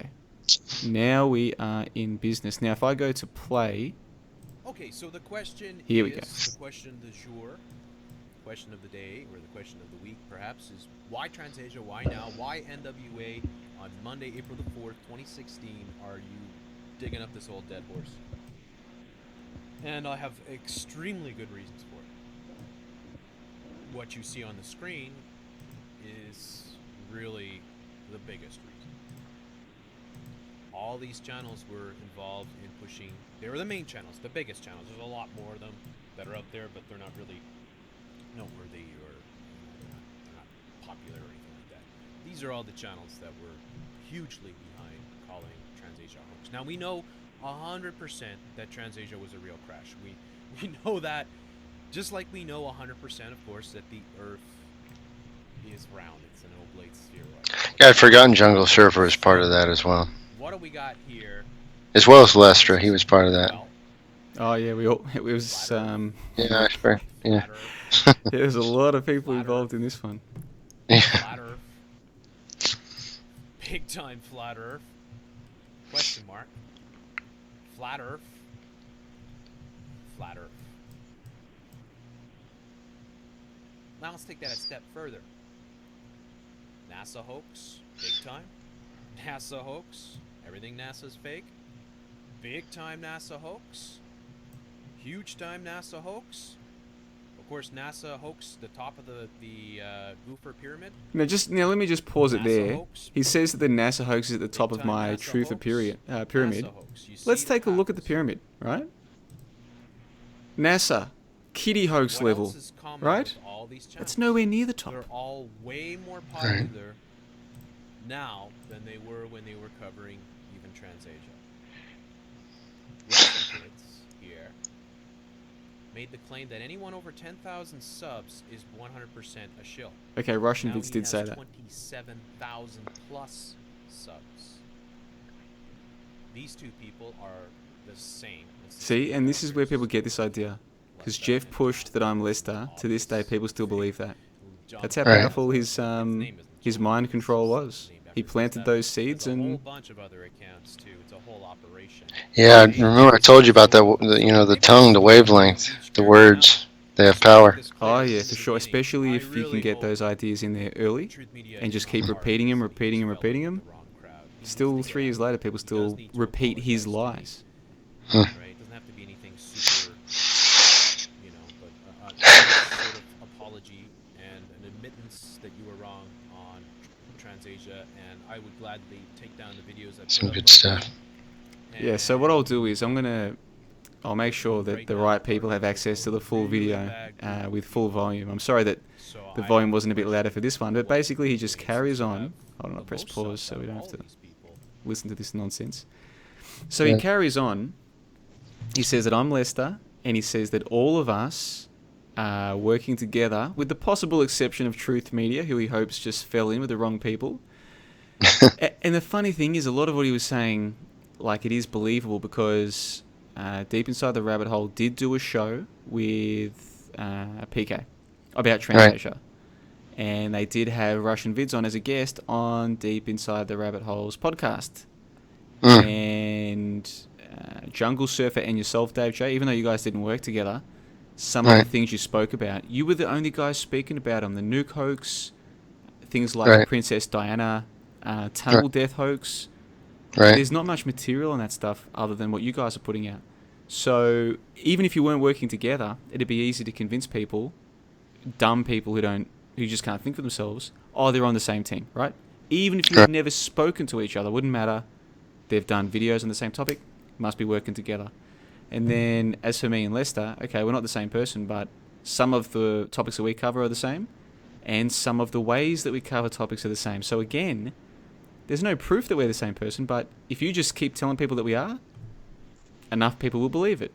And so this whole little video was basically put up 8 different people's names, and accuse us of all working together. which Yeah. yeah. So when I found this video today, I actually I watched it for the first time in I don't know how long, maybe 2 years, and yeah, it all just came straight back to me. Like, wow, this it all used to seem so real, whereas now I'm just like, who cares, man? You know, if I get a chance to Right. talk to you and the members of my website want to talk to you and ask you about your path and what you've done, fantastic, right? We can have a nice, constructive conversation. But all of the time that I wasted worrying about, like the audience, like just the regular audience, the numpties who can't even see through this crap, Right. bro, that's time I'm never getting back. Yeah. Oh, and I wanted to. The F on that thing is talking about flat Earth, right? Yep. And that's another thing is see that they put me in that group as well. See, I have a different definition. It's from my observation, and that is that I'm speaking for myself. I live on a plane that has deviations called depth and elevation. Period. That's a full reduction of my observations in a single sentence to make it easier for everybody to understand. And they're welcome to go out and test that themselves and come to their own conclusion. Well, I'm sure, listen, on the call next week, I'm sure there's going to be a couple of members there who believe in flat Earth. And listen, okay, anyone is welcome on my website, even flat earthers as well. I guess I'm still coming to terms with this idea that there are people who are flat earthers who I didn't realize they were flat, even though we're having conversations regularly. Somehow this didn't come up in conversation. I guess I'm still coming to terms with that. And maybe what's going to happen is, if they know that you also see things that way, they'll want to talk about that with you. But to be perfectly honest, I'm not planning to spend any time. If this is cool with you and the other members, I really don't want to waste any time talking about flat Earth on the call next week, because I've spent enough time on this topic.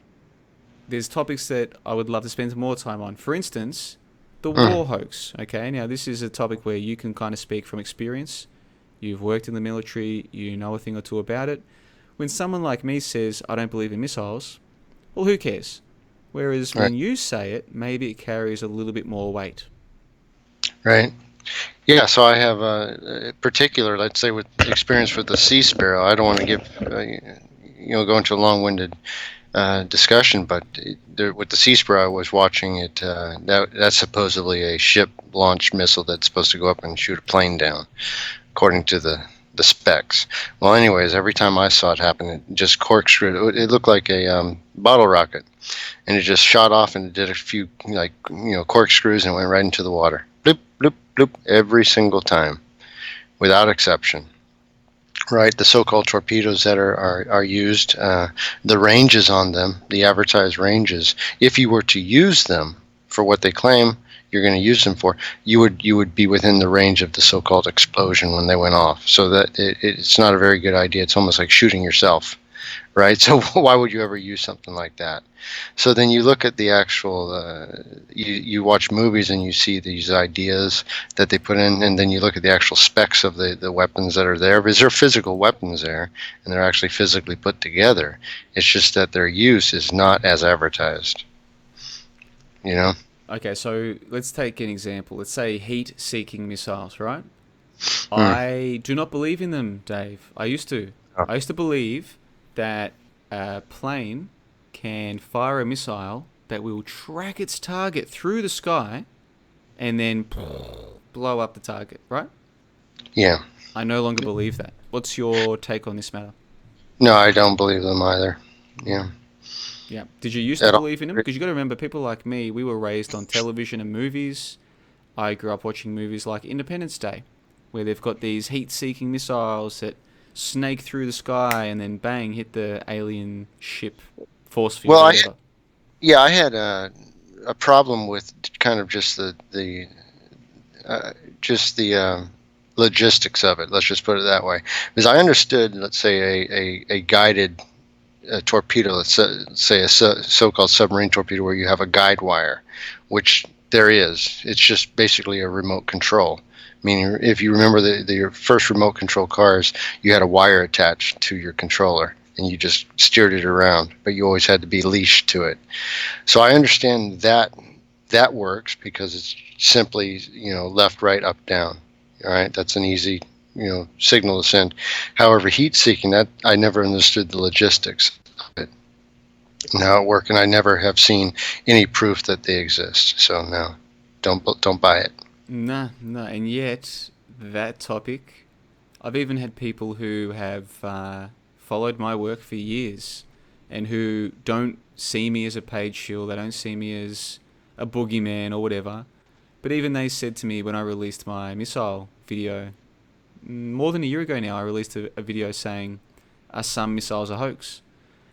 Even some of my, even people who didn't assume nefarious intent on my part still thought that I was joking or something, like it was a thought experiment. And I had to explain, no, this isn't a thought experiment. I'm being completely honest. I don't believe these things are even physically possible. That you can have an object fly through the sky with no wings, because many of these missiles are depicted with no wings, fly through the sky with no wings, and generate enough lift to stay in the air, let alone navigate through the air, right? I'm talking just stay airborne, okay? Right. Without lift, it should fall. With wings, it gets lift, no problems. But if it doesn't have wings, how does it get the lift? That's the first question I'm asking. And what blew me away was, and now I understand it, but at the time I didn't understand, people couldn't even follow the first question. So I was following a chain of questioning, right? Starting with the start. Let's start at the start. How does it get lift? People couldn't even do that.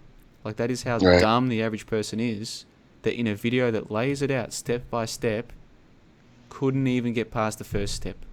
That's what we're dealing with here. Yeah, with the this ties into the war hoax itself. And if you recall, I put up a video years ago when I called the Pentagon, when the news was showing. I call it the Gaza set, because there's a specific set. There's a street area in the so-called Gaza where they produce this war footage, and it's for years and years and years. It's always the same area, just shot from different directions.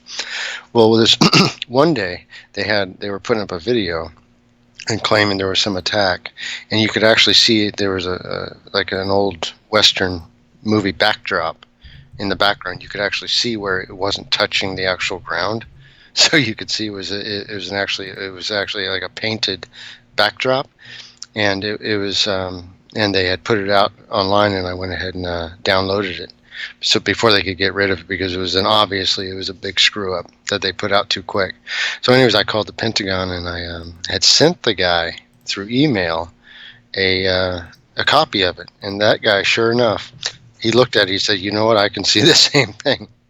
He saw the same thing. So I asked him, why are you guys putting this out as being an actual battle involving U.S. troops? And he really had no good answer. Yeah, I heard you say you were chatting with someone on Fakeologist about exactly that. Was it Rachel, one of the ladies who've joined the Discord? So listeners, because a lot of the listeners, they, for whatever reason, they will never sign up to my website, and that's probably for the best. But if you want to chat about these kinds of topics, there's a Discord server where you can chat about all these kinds of things completely for free, and it's called Fakeologist. I'm going to put a link to that in the info box below, and you can chat with people. I think it was Rachel that Dave was chatting with. Dave is there sometimes. I'm there sometimes, and you can just chat about these things. And how do I put this? A lot of these ideas, when you first hear them, must sound silly, but if you just think through them, certainly in my case, I think in Dave's case as well, this isn't a thought experiment or a mere thought experiment. This is a serious thing. I mean, let's look at this lunar module right now. This should be coming up on the screen. This is meant to be a real thing. This is from NASA, this photo. This is meant to be a real photo of the lunar module, right? Now, Dave, when you look at this image, I know the resolution isn't the best, but I'm sure you're familiar with the image. When you look at this, I'm suggesting that you see something differently to what the average person sees. The average person sees an amazing contraption that went to the moon. What I see is aluminium foil and flimsy-looking crepe paper / cardboard. Yeah, I call that. Yeah, it's called construction paper, but same difference. It's the same thing. And then look at that top part to the right. You see how it's all mismatched and it's all, yeah, it's all bowed out and bubbly. Yeah, That's just, yeah, just it's ridiculous. It's absolute nonsense. it's a joke, man. I mean, look at this aluminium foil, right? That to me Yeah. is a joke. It's not a case of, oh, they made a few mistakes. No, this is a joke from the outset. Okay, the joke isn't a mistake. The joke is the joke. This is a joke. Yeah. This is Yeah. aluminium foil. This is crepe paper. These rods, these look like the rods that you would expect from an industrial broom. You know, like the brooms in a warehouse have to be stronger than the plastic brooms in a house. So they use these aluminium rods, but same idea. They're just brooms, just broom handles. Yeah, right there, that upper right section, man, that is just something else. Anyways, so that, yeah, that thing, it didn't go any farther than that set floor right there. It's phenomenal. Like once you actually see it, it is phenomenal how ridiculous this is. And yet, show this to the average person, they're incapable. They're completely incapable. I mean, even just like if you look at the spot where it supposedly landed. Right. Well, I recall I told my dad that thing was not true. The so-called Apollo landing. I told you that's what caused me some trouble in having to repeat the second grade. Is my teacher told my parents that I was not following the curriculum properly, and so. And this was one of the ones that I wasn't, giving them the right answer on. I said, I don't believe that anybody went to the moon. And at the time, I didn't understand it was nothing more than a light in the sky. I actually thought it was a destination, or it could have been at the time. It just that nobody had gone there.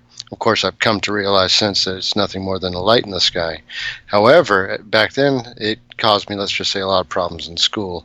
And I redid the second grade, and I learned after that as long as I gave them the words they wanted to hear and the proper numbers that they wanted to hear, that I didn't have to believe it, but it would allow me to get through to the next year, right?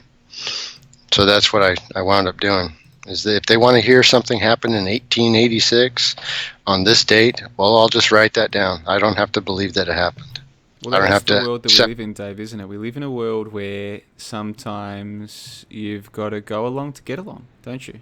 And when I'm mixing with the normies, I don't bring this stuff up with them generally, right? I learned pretty quickly not to do that. Although I have to admit I made a mistake maybe a year ago now where I showed the footage of so I had a few mates over for a barbecue and whatever, and I thought, why not just try? Why not just try? Big mistake. So I got everyone in the lounge room and we watched some footage of one of the moon landings. And you've got the dune buggy, you've got the guys playing golf, jumping on trampolines. I'm like, do you guys believe this is real? Do you know what I mean? And they had this look in their eyes like you could just tell in their mind it wasn't up for question. Like the fact that I would even question it wasn't that they were offended by it, but it was like, yeah, you get the message pretty quickly. Don't even bother, right? Don't even bother. Yeah, absolutely. I mean, look at this photo here. This is a high resolution one. This is again they're meant to be an official photo. These look like plastic cups, Dave. They look like the plastic cups, like funnels from a garden shed. We've got the rods. I mean, this photo makes it even more clear. Look at this is even if you were just trying to make a spaceship model for your school, you'd still say, guys, this is silly. Like this is, you know what I mean? Like at least try and.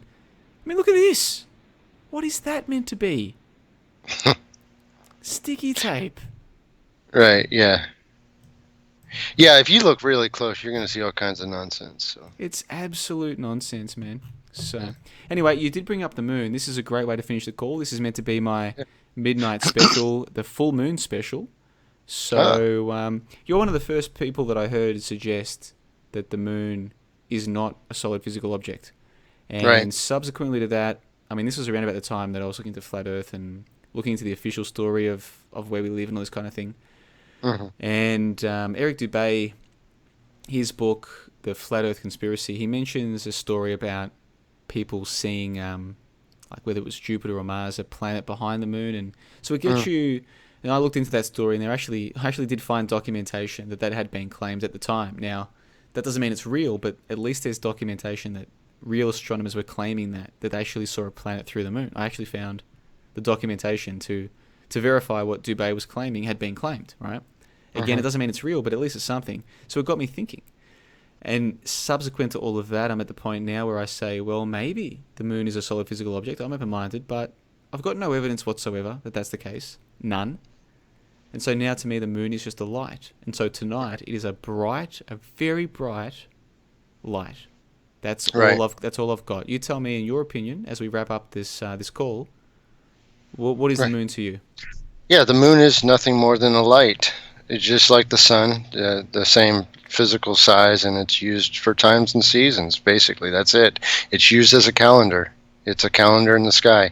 And here's the thing, though, is that I took a picture in 2012 of a star through the first sliver of the so-called moon. And it's right there. In fact, Eric Dubé used that picture, without credit, of course, on one of his videos when he mentioned the same thing. He used my picture. And in fact, that picture that I took in 2012 is also available. Somebody took it and put it on a T-shirt and is selling it for the same reason. But anyways, that picture I took in 2012, I want to say on the 6th of June, and I still have the original. And the reason I did that was because that was the year I spent every day outside, one time during the day and one time at night, filming the sky, both through still photography and through video photography, because I wanted to know for myself what the sky looked like for every day of a year, for 365 all the way around.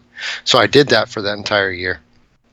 And anyways, long story short is I understood at that time, and I came to an understanding at that time, which cemented my understanding that the moon is in fact a light. It is just a light in the sky, just like the stars are lights in the sky, just like the sun is a light in the sky. And they all have their purpose, and their purpose is for us to understand. The sun is a daily calendar for time's sake. The moon is a monthly calendar, and then the stars are used as a yearly calendar. All right. So then, as you without anything else, if you just understand by looking up, you can tell what time it is, you can tell what part of the month it is, and you can tell what part of the year it is. That's it. Excellent. All right, but what if you're speaking with a regular person, and they say, Oh, but Dave, there's craters on the moon. How could there be craters if it's not a giant rock in space? Well, like I say, and this is where people start to, actually, I see the tops of their heads pop off from time to time.